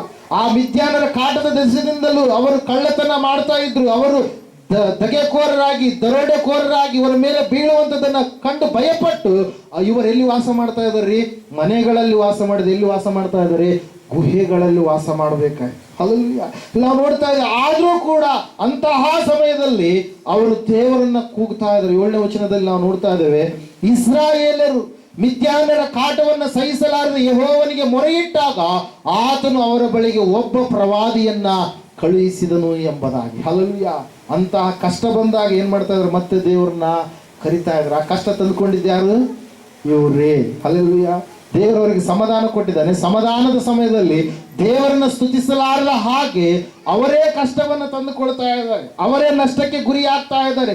ದೇವರ ಮಾರ್ಗದಲ್ಲಿ ನಡೆಯಲಾರದ ಸ್ವಂತ ಮಾರ್ಗಗಳನ್ನ ಏರ್ಪಾಟು ಮಾಡಿಕೊಂಡಿದ್ದಾರೆ. ದೇವರು ಯಾವುದನ್ನ ಮಾಡಬೇಡ ಎಂಬುದಾಗಿ ಹೇಳಿದನು ಅದೇ ಕಾರ್ಯವನ್ನ ಮಾಡುವವರಾಗಿ ಇಲ್ಲಿ ಕಾಣಿಸ್ತಾ ಇದ್ದಾರೆ ಪ್ರೇರ. ಅದಕ್ಕಾಗಿ ಅವರು ದಾಸತ್ವದ ಒಂದು ಸ್ಥಿತಿಯಲ್ಲಿ ಆ 7 ವರ್ಷಗಳ ಕಾಲ ಇರಬೇಕಾಯಿತು. ಮಿದ್ಯಾನರ ಕಾಟವನ್ನ ತಡೆಯಲಾರದೆ ಅವರು ದೇವರನ್ನ ಕೂಗ್ತಾ ಇದ್ದಾರೆ. ಹಲ್ಲೆಲೂಯಾ, ಇವತ್ತು ಕೂಡ ನಾವು ಕೂಡ ಮಾಡುವಂಥದ್ದು ಅದೇ ಅಲ್ವಾ. ಕೆಲವು ಜನರು ಏನ್ ಮಾಡ್ತಾರೆ, ದೇವರು ಒಳ್ಳೆ ರೀತಿಯಲ್ಲಿ ಅಭಿವೃದ್ಧಿ ಕೊಟ್ಟಾಗ, ದೇವರು ಒಳ್ಳೆ ರೀತಿಯಲ್ಲಿ ಆಶೀರ್ವಾದ ಕೊಟ್ಟಾಗ, ದೇವರು ಒಳ್ಳೆ ರೀತಿಯಲ್ಲಿ ಅವರನ್ನು ಹೆಚ್ಚಿಸಿದಾಗ ದೇವರಿಗೆ ಕೊಡುವಂತ ಪ್ರಾಧಾನ್ಯತೆಯನ್ನು ಏನ್ ಮಾಡ್ತಾರೆ, ಲೋಕಕ್ಕೆ ಕೊಡ್ತಾರೆ, ಲೋಕದ ವಸ್ತುಗಳಿಗೆ ಕೊಡ್ತಾರೆ, ಕೆಲವೊಂದು ವಿಷಯಗಳಿಗೆ ಕೊಡ್ತಾರೆ, ಸಂಗತಿಗಳಿಗೆ ಕೊಡ್ತಾರೆ. ಕೊಟ್ಟಾದ್ಮೇಲೆ ಅವ್ರಿಗೆ ಗೊತ್ತು, ಮತ್ತೆ ಏನಾದ್ರೂ ಸಮಸ್ಯೆಗಳು ಬಂದ್ರೆ ನಮ್ಮ ದೇವರು ಇದನ್ನೇ ಪ್ರಾರ್ಥನೆ ಮಾಡಿದ್ರೆ ನಮ್ಮ ಸಮಸ್ಯೆಗಳನ್ನ ಏನ್ ಮಾಡ್ತಾನೆ, ಪರಿಹಾರ ಮಾಡ್ತಾನೆ ಎಂಬುದಾಗಿ. ಹಲ್ಲೆಲೂಯಾ, ಫ್ರೆಂಡ್ಸ್, ನಾವು ನೋಡ್ತಾ ಇದ್ದೇವೆ ಪ್ರಿಯರೇ, ಈ ಜನರು ಕೂಡ ಅನೇಕ ಸಾರಿ ಇದೇ ತಪ್ಪನ್ನ ಪದೇ ಮಾಡ್ತಾ ಇದ್ದಾರೆ. ಇವರ ತಪ್ಪಿಗೆ ಕಾರಣ ಏನೆಂಬುದಾಗಿ ಇವರಿಗೆ ಗೊತ್ತಿದ್ದಾಗಲೂ ಕೂಡ ಇವರ ಹೃದಯವನ್ನ ಕಠಿಣ ಮಾಡಿಕೊಂಡು ದೇವರಿಗೆ ಪದೇ ಕೋಪವನ್ನ ಎಬ್ಬಿಸ್ತಾ ಇದ್ದಾರೆ. ಇಲ್ಲ, ತಿಳ್ಕೊಳ್ಬೇಕಾಗಿರ್ತಕ್ಕಂಥ ಅಂಶ ಏನಂತಂದ್ರೆ, ದೇವರು ಇಂತಹ ಸಮಯದಲ್ಲಿ ಕೂಡ ಕಷ್ಟದಲ್ಲಿ ಇರ್ತಕ್ಕಂಥ ಇವರು ಕೂಗಿದಾಗ ಆತನು ಸ್ಪಂದಿಸ್ತಾ ಇದ್ದಾನೆ. ಹಲ್ಲೆಲೂಯಾ, ಸ್ಪಂದಿಸಿ ತನ್ನ ಪ್ರವಾದಿಯನ್ನ ಕಳುಹಿಸಿ ಅನೇಕ ವಿಷಯಗಳನ್ನು ಅವರಿಗೆ ತಿಳಿಸ್ತಾ ಇದ್ದಾನೆ. ಆ ವಿಷಯಗಳು ಏನೆಂಬುದಾಗಿ ನಾವು ನೋಡುವಾಗ ಸತ್ಯವೇದ ಹೇಳ್ತಾ ಇದ್ದೇವೆ ಸ್ಪಷ್ಟವಾಗಿ. ಏನಂತ ಹೇಳಂತಂದ್ರೆ, ನೀವು ದಾಸತ್ವದಲ್ಲಿ ಇರ್ತಕ್ಕಂಥ ಸಮಯದಲ್ಲಿ ಐಗುಪ್ತ ದೇಶದಿಂದ ನಾನು ನಿಮ್ಮನ್ನ ಕರೆದುಕೊಂಡು ಬಂದೆ. ನಾನು ನಿಮಗೆ ಭಯಂಕರವಾಗಿರ್ತಕ್ಕಂಥ ಫರೋಹನ ದಾಸತ್ವದಿಂದ ನಿಮಗೆ ಬಿಡಿಸಿದೆ, ಎಲ್ಲ ಬಾಧಕರಿಂದ ನಿಮಗೆ ಬಿಡಿಸಿದೆ. ಅನೇಕ ರಾಜ್ಯಗಳು ನಿಮ್ಮ ಮೇಲೆ ದಂಗೆ ಎದ್ದು ಬಂದ ಸಮಯದಲ್ಲಿ ಅವರೆಲ್ಲರಿಂದಲೂ ಕೂಡ ನಾನು ನಿಮಗೆ ಬಿಡಿಸಿದೆ. ಅಮೋರಿಯರ ಮಧ್ಯದಲ್ಲಿ ವಾಸಿಸುವಾಗ ಅಲ್ಲಿ ನೀವು ಯಾವ ರೀತಿಯಾಗಿ ಜೀವಿಸಬೇಕಂತೇಳಿ ನಾನು ಹೇಳಿದಾಗಲೂ ಕೂಡ ನೀವು ಪದೇ ಮತ್ತೆ ತಿರುಗಿ ನನ್ನ ಮೇಲೆ ತಿರುಗಿ ಬೀಳ್ತಾ ಇದ್ದೀರಿ, ನನಗೆ ಕೋಪವನ್ನು ಎಬ್ಬಿಸ್ತಾ ಇದ್ದೀರಿ ಎಂಬುದಾಗಿ ಹೇಳಿದಂತ ಸಮಯದಲ್ಲಿ ಆ ಜನರು ಮತ್ತೆ ಏನ್ ಮಾಡ್ತಾ ಇದ್ದಾರೆ, ಅದೇ ದಾರಿಯನ್ನು ಹಿಡಿದಾಗ ಒಬ್ಬ ದೂತನು ಪ್ರತ್ಯಕ್ಷನಾಗಿ ಓಫ್ರಾದಲ್ಲಿದ್ದ ಏಲಾ ವೃಕ್ಷದ ಅಡಿಯಲ್ಲಿ ಕೂತುಕೊಂಡು ಅಲ್ಲಿ ಒಬ್ಬ ವ್ಯಕ್ತಿ ಏನ್ ಮಾಡ್ತಾ ಇದ್ದಾನ್ರಿ, ಜವೆ ಗೋಧಿಯನ್ನ ಬಡಿತಾ ಇದ್ದಾನೆ ಪ್ರಿಯ. ಹಲ್ಲೆಲೂಯಾ, ಏನ್ ಮಾಡ್ತಾ ಇದ್ದಾನೆ, ಗೋಧಿಯನ್ನ ಬಡಿತಾ ಇದ್ದಾನೆ. ಮಿದ್ಯಾನ್ಯರು ಬರ್ತಾರೇನೋ ಅಂತೇಳಿ ಭಯವುಳ್ಳವನಾಗಿ ಆ ಗೋಧಿಯನ್ನು ಬಡಿತಾ ಇರಬೇಕಾದ್ರೆ ದೂತನು ಪ್ರತ್ಯಕ್ಷನಾಗಿ, ಯೆಹೋವನ ದೂತನು ಏನ್ ಮಾಡ್ತಾ ಇದ್ದಾನೆ, 12ನೇ ವಚನದಲ್ಲಿ ನಾವು ನೋಡ್ತಾ ಇದ್ದೇವೆ, ಪರಾಕ್ರಮಶಾಲಿಯೇ ಯೆಹೋವನು ನಿನ್ನ ಸಂಗಡ ಇದ್ದಾನೆ ಅಂದನು. ಆಗ ಗಿದ್ಯೋನನು ಅವನಿಗೆ, ಸ್ವಾಮಿ, ಯೆಹೋವನು ನಮ್ಮ ಸಂಗಡ ಇದ್ದರೆ ನಮಗೆ ಇದೆಲ್ಲ ಯಾಕೆ ಸಂಭವಿಸಿತು? ನಮ್ಮ ಹಿರಿಯರು ಯೆಹೋವನ ಅದ್ಭುತಗಳನ್ನ ನಡೆಸಿ ತಮ್ಮನ್ನ ಐಗುಪ್ತದಿಂದ ಬಿಡಿಸಿದನೆಂಬುದಾಗಿ ವಿವರಿಸುತ್ತಾ ಇದ್ದರು. ಅಂತ ಅದ್ಭುತಗಳು ಈಗ ಎಲ್ಲಿದಾವೆ ಎಂಬುದಾಗಿ. ಹಲ್ಲೆಲೂಯಾ, ನೋಡ್ರಿ ಎಷ್ಟು ಜ್ಞಾನಯುಕ್ತವಾಗಿ ಬುದ್ಧಿಯುಕ್ತವಾಗಿ ಮಾತಾಡ್ತಾ ಇದ್ದಾನೆ. ಯಾರ್ರೀ? ಈ ಗಿದ್ಯೋನ ಪ್ರಿಯರ್ ಏನಂತೇಳಿ ಮಾತಾಡ್ತಾ ಇದ್ದಾನೆ? ದೇವರು ನಮ್ಮ ಸಂಗಡ ಇದ್ರೆ ನಮಗೆ ಯಾಕೆ ಇಷ್ಟೆಲ್ಲ ಕಷ್ಟಗಳು ಪ್ರಾಪ್ತಿ ಆಗ್ತಾ ಇತ್ತು ಎಂಬುದಾಗಿ. Hallelujah, praise god. ನಾವು ನೋಡ್ತಾ ಇದ್ದೇವೆ ಪ್ರಿಯರೇ, ಆ ವ್ಯಕ್ತಿ ತಾನು ಮಾಡಿರ್ತಕ್ಕಂಥ ತಪ್ಪನ್ನ, ತಾನು ಮಾಡಿರ್ತಕ್ಕಂಥ ಕೃತ್ಯವನ್ನ, ತಾವು ಮಾಡಿರ್ತಕ್ಕಂಥ ದೇವರನ್ನ ಬಿಟ್ಟು ದೂರ ಹೋಗಿರ್ತಕ್ಕಂಥ ಸಂಗತಿಯನ್ನ ದೂತನು ಹೇಳಿದಾಗಲೂ ಕೂಡ ಅದನ್ನು ತಿಳಿದುಕೊಳ್ಳಲಾರದಂಥ ಸ್ಥಿತಿಯಲ್ಲಿ ಇದನ್ನು ಪ್ರಿಯರೆಲ್ಲ ನಾವು ನೋಡ್ತಾ ಇದ್ದೇವೆ. ಇವರು ಸಂಪೂರ್ಣವಾಗಿ ಏನ್ ಮಾಡಿದ್ದಾರೆ? ದೇವರಿಂದ ಅಗಲಿ ಹೋದಂಥ ಸ್ಥಿತಿಯಲ್ಲಿ ಜೀವಿಸ್ತಾ ಇದ್ದಾರೆ. ಎಲ್ಲಿದ್ದಾರೆ ಇವರು?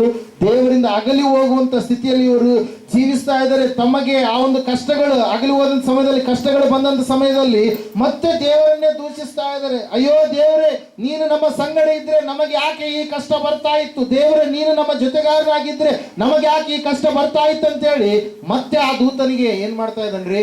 ಪ್ರಶ್ನಿಸ್ತಾ ಇದ್ದಾನೆ. ಪ್ರಿಯರೇ, ನಾವು ತಿಳಿದುಕೊಳ್ಬೇಕಾಗಿರ್ತಕ್ಕ ಮೊಟ್ಟ ಮೊದಲನೇದಾದಂತ ಅಂಶ ಏನಂತಂದ್ರೆ, ನಾವು ಅನೇಕ ಸಾರಿ ದೇವರು ಮಾಡಿರ್ತಕ್ಕಂಥ ಉಪಕಾರಗಳನ್ನ ಮರೆತು ಕಷ್ಟಗಳು ಬಂದಾಗ ಮತ್ತೆ ದೇವರ ಮೇಲೆಯೇ ನಾವು ಏನ್ ಮಾಡ್ತೀವ್ರಿ?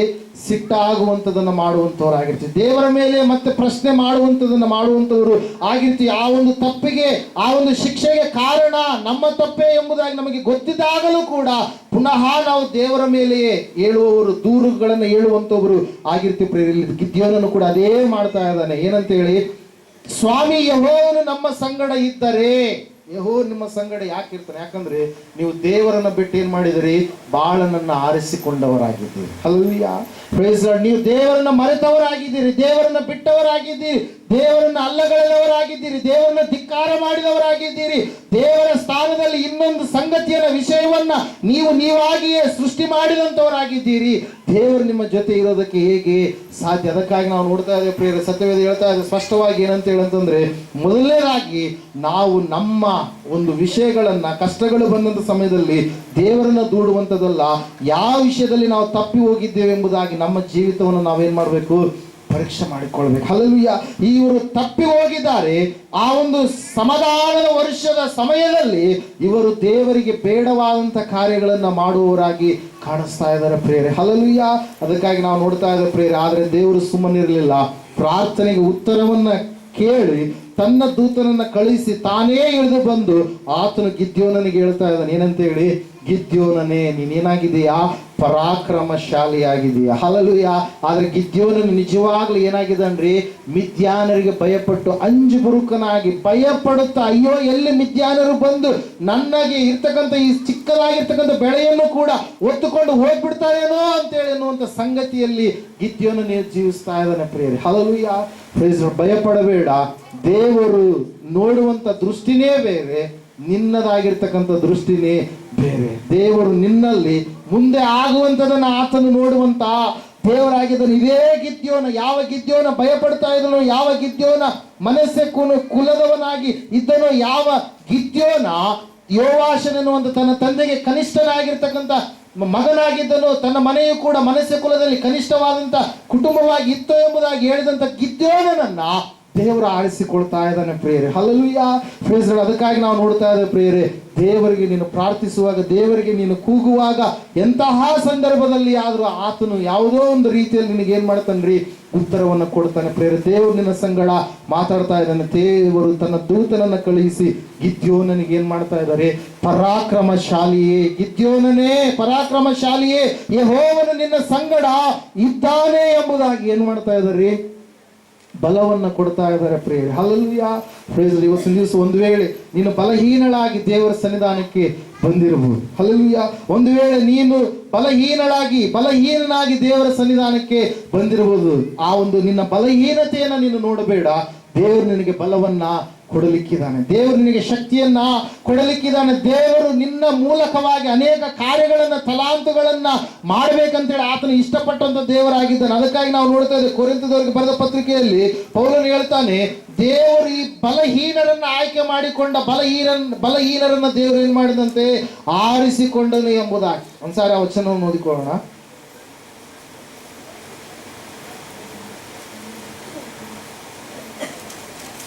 ಮೊದಲನೇ ಅಧ್ಯಾಯ 27ನೇ ವಚನ, ಮೊದಲನೇ ಕೊರಿಂಥ ದೇವರು ಜ್ಞಾನಿಗಳನ್ನು ನಾಚಿಕೆ ಪಡಿಸುವುದಕ್ಕಾಗಿ ಈ ಲೋಕದ ಬುದ್ಧಿಹೀನರನ್ನ ಆರಿಸಿಕೊಂಡಿದ್ದಾನೆ. ದೇವರು ಬಲಿಷ್ಠರನ್ನ ನಾಚಿಕೆ ಪಡಿಸುವುದಕ್ಕಾಗಿ ಈ ಲೋಕದ ಬಲಹೀನರನ್ನ ಆರಿಸಿಕೊಂಡಿದ್ದಾನೆ ಎಂಬುದಾಗಿ. ಹಲ್ಲೆಲೂಯಾ. ಗಿದ್ಯೋನನು ಒಬ್ಬ ಬಲಹೀನ. ಹಲ್ಲೆಲೂಯಾ. ಗಿದ್ಯೋನನು ನಾವು ನೋಡ್ತಾ ಇದ್ದೇವೆ, ಭಯಪಟ್ಟು ಅಂಜಿಕೆ ಪಟ್ಟು ವಾಸಿಸುವಂತ ಒಬ್ಬ ವ್ಯಕ್ತಿಯಾಗಿ ಕಾಣಿಸ್ತಾ ಇದ್ದಾನೆ. ಆದರೆ ದೇವರು ಗಿದ್ಯೋನನಿಗೆ ಕರಿತಾ ಇದ್ದ ಏನಂತೇಳಿ, ಪರಾಕ್ರಮಶಾಲಿಯೇ ಎಂಬುದಾಗಿ. ಏನಂತೇಳಿ ಕರಿತಾ ಇದ್ದಾನ್ರಿ? ಪರಾಕ್ರಮಶಾಲಿಯೇ. ಯೆಹೋವನು ನಿನ್ನ ಸಂಗಡ ಇದ್ದಾನೆ. ದೇವರು ನಿನ್ನ ಸಂಗಡ ಇದ್ದಾನೆ. ದೇವರ ವಾಕ್ಯದಲ್ಲಿ ನಾವು ನೋಡ್ತಾ ಇದ್ದೇವೆ, ದೇವರು ನಮ್ಮ ಸಂಗಡ ಇರುವಾಗ. ರೋಮಾಪುರದವರಿಗೆ ಬರೆದ ಪತ್ರಿಕೆ 8ನೇ ಅಧ್ಯಾಯದಲ್ಲಿ ವಾಕ್ಯ ಈ ರೀತಿಯಾಗಿ ಹೇಳುತ್ತೆ. ಒಂದ್ಸಾರಿ ಓದಿಕೊಳ್ಳೋಣ ವಚನ.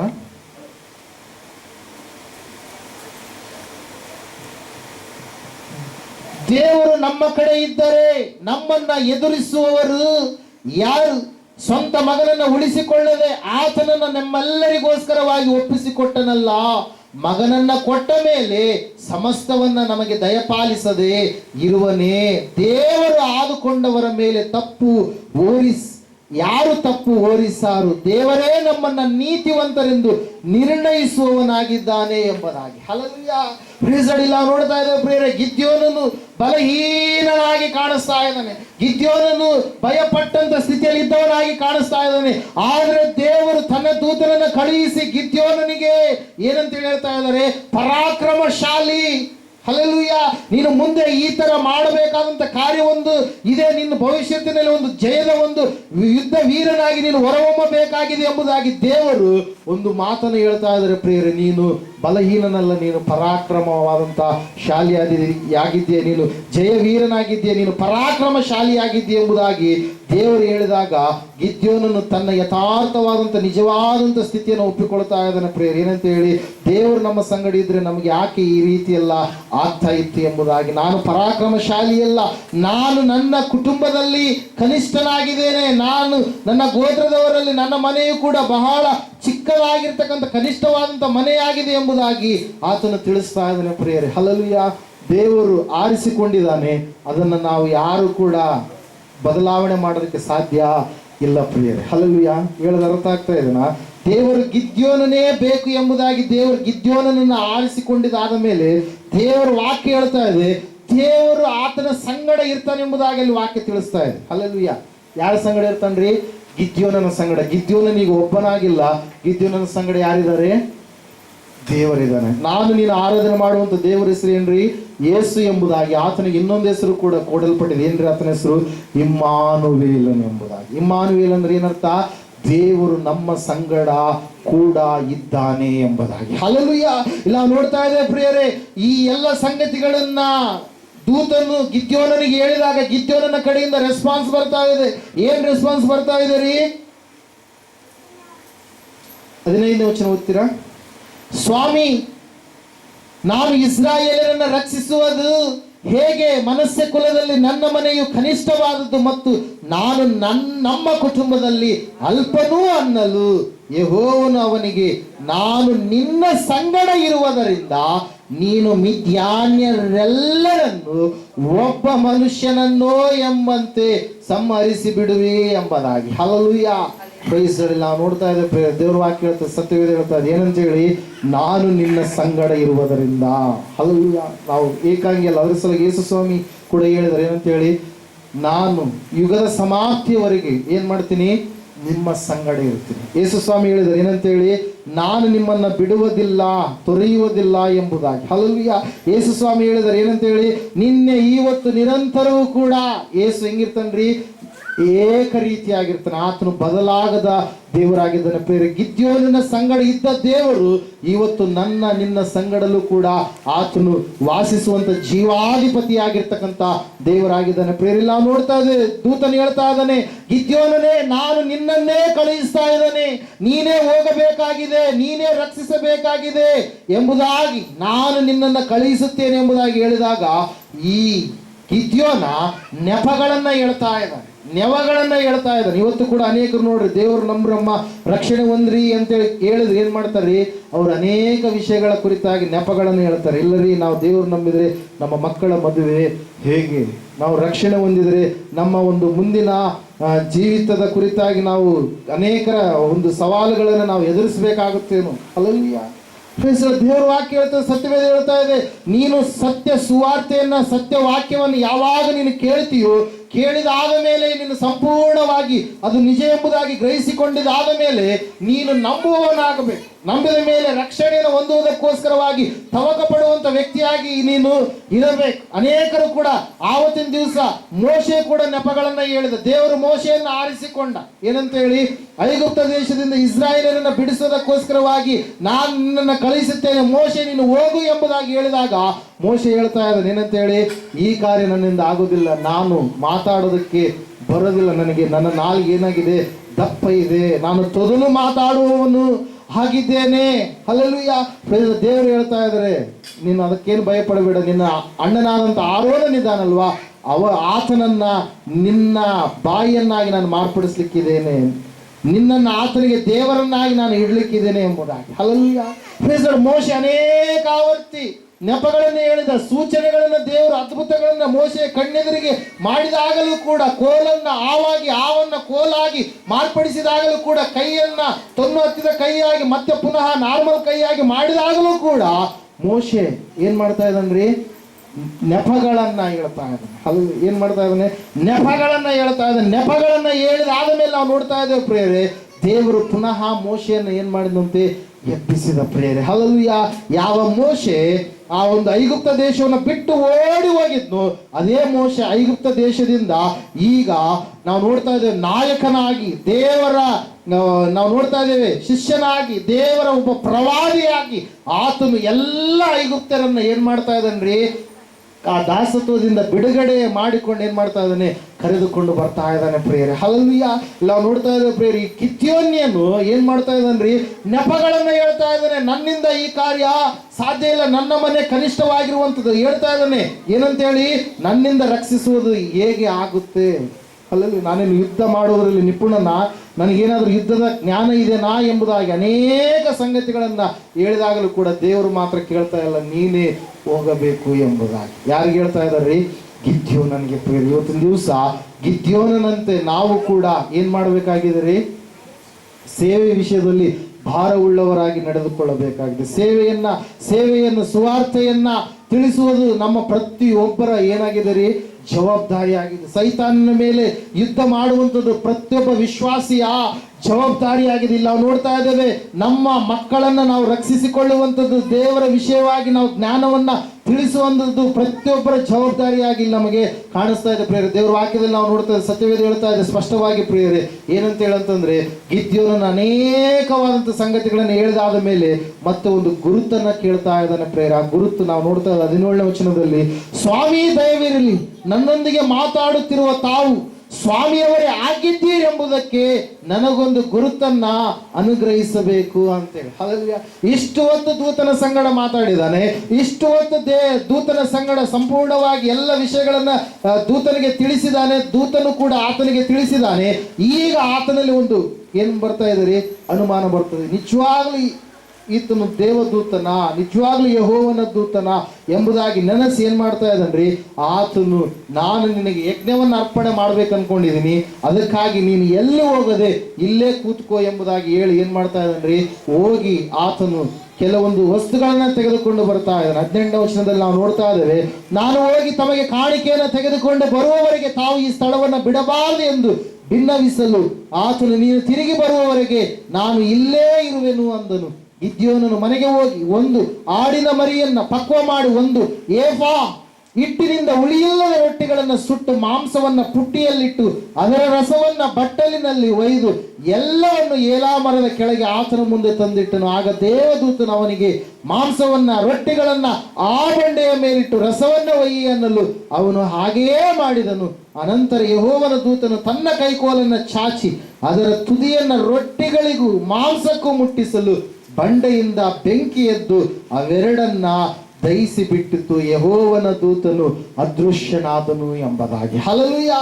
Praise the lord. ಮುಳ್ಳಿನ ಪೊದೆಯಲ್ಲಿ ದೇವರು ಕಾಣಿಸಿಕೊಂಡಂತ ಸಮಯದಲ್ಲಿ ನಾವು ನೋಡ್ತಾ ಇದ್ದೇವೆ, ಮೋಶೆಗೆ ಅನೇಕ ಸಂಗತಿಗಳನ್ನು ತಿಳಿಸಿದಾಗ ಮೋಶೆಯು ಕೂಡ ಏನ್ ಮಾಡಿದರಿ, ಗುರುತುಗಳನ್ನ ಕೇಳಿಸಿಕೊಂಡ. ಹಲ್ಲೆಲೂಯಾ.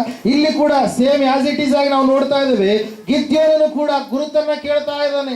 ನೀವು ಸ್ವಾಮಿಯವರೇ ಆಗಿದ್ರೆ ನಾನು ನಿಮಗೋಸ್ಕರವಾಗಿ ಕಾಣಿಕೆಯನ್ನು ತರ್ತೀನಿ ಎಂಬುದಾಗಿ, ನೀವು ಈ ಸ್ಥಳವನ್ನ ಬಿಟ್ಟು ಹೋಗ್ಬಾರ್ದು ಎಂಬುದಾಗಿ ಹೇಳಿ ಏನ್ ಮಾಡ್ತಾ ಇದ್ದಾನ್ರಿ, ಹೋಗಿ ಕಾಣಿಕೆಯನ್ನ ತರ್ತಾ ಇದ್ದಾನೆ. ಪ್ರೇರೆ, ಆ ಒಂದು ಹಿಟ್ಟನ್ನ ಮಾಂಸವನ್ನು ತೆಗೆದುಕೊಂಡು ಬಂದು ಅಲ್ಲಿ ಯಜ್ಞವನ್ನು ಮಾಡುವಂತ ರೀತಿಯಲ್ಲಿ ಒಂದು ಬಂಡೆಯ ಮೇಲೆ ಇಟ್ಟಾಗ, ದೇವದೂತನು ತನ್ನ ಕೈಯಲ್ಲಿರ್ತಕ್ಕಂಥ ಕೋಲನ್ನು ಅದರ ಮೇಲೆ ಇಟ್ಟಾಗ ಸಂಪೂರ್ಣವಾಗಿ ಬೆಂಕಿ ಬಂದು ಏನ್ ಮಾಡ್ತಂತೆ, ದಹಿಸಿ ಬಿಟ್ಟಿತು ಎಂಬುದಾಗಿ. ಆ ಸಮಯದಲ್ಲಿ ಗಿದ್ಯೋನನ್ನು ಬೆಚ್ಚಿ ಬೆರಗಾಗ್ತಾ ಇದ್ದಾನೆ. ಕಾರಣ ಒಂದು ಏನಂತ ಹೇಳಂತಂದ್ರೆ, ನಾನು ದೂತನನ್ನು ನೋಡಿಬಿಟ್ನಲ್ಲ, ಯೆಹೋವನ ದೂತನನ್ನ ನಾನು ಕಣ್ಣಾರೆ ನೋಡಿಬಿಟ್ನಲ್ಲ ಎಂಬುದಾಗಿ, ಅಯ್ಯೋ ಕರ್ತನೇ ಯೆಹೋವನೇ ಎಂಬುದಾಗಿ ಭಯಪಟ್ಟು ಏನ್ ಮಾಡ್ತಾ ಇದ್ದಾನ್ರಿ, ಆತನು ದಿಗಿಲು ಪಟ್ಟು ಏನ್ ಮಾಡ್ತಾ ಇದ್ದಾನ್ರಿ, ಮುಖಾಮುಖಿಯಾಗಿ ನೋಡಿ ಬಿಟ್ಟನಲ್ಲ ಎಂದು ಏನ್ ಮಾಡ್ತಾ ಇದ್ದಾನೆ, ಕೂಗುತ್ತಾ ಇದ್ದಾನೆ. Prayer, hallelujah.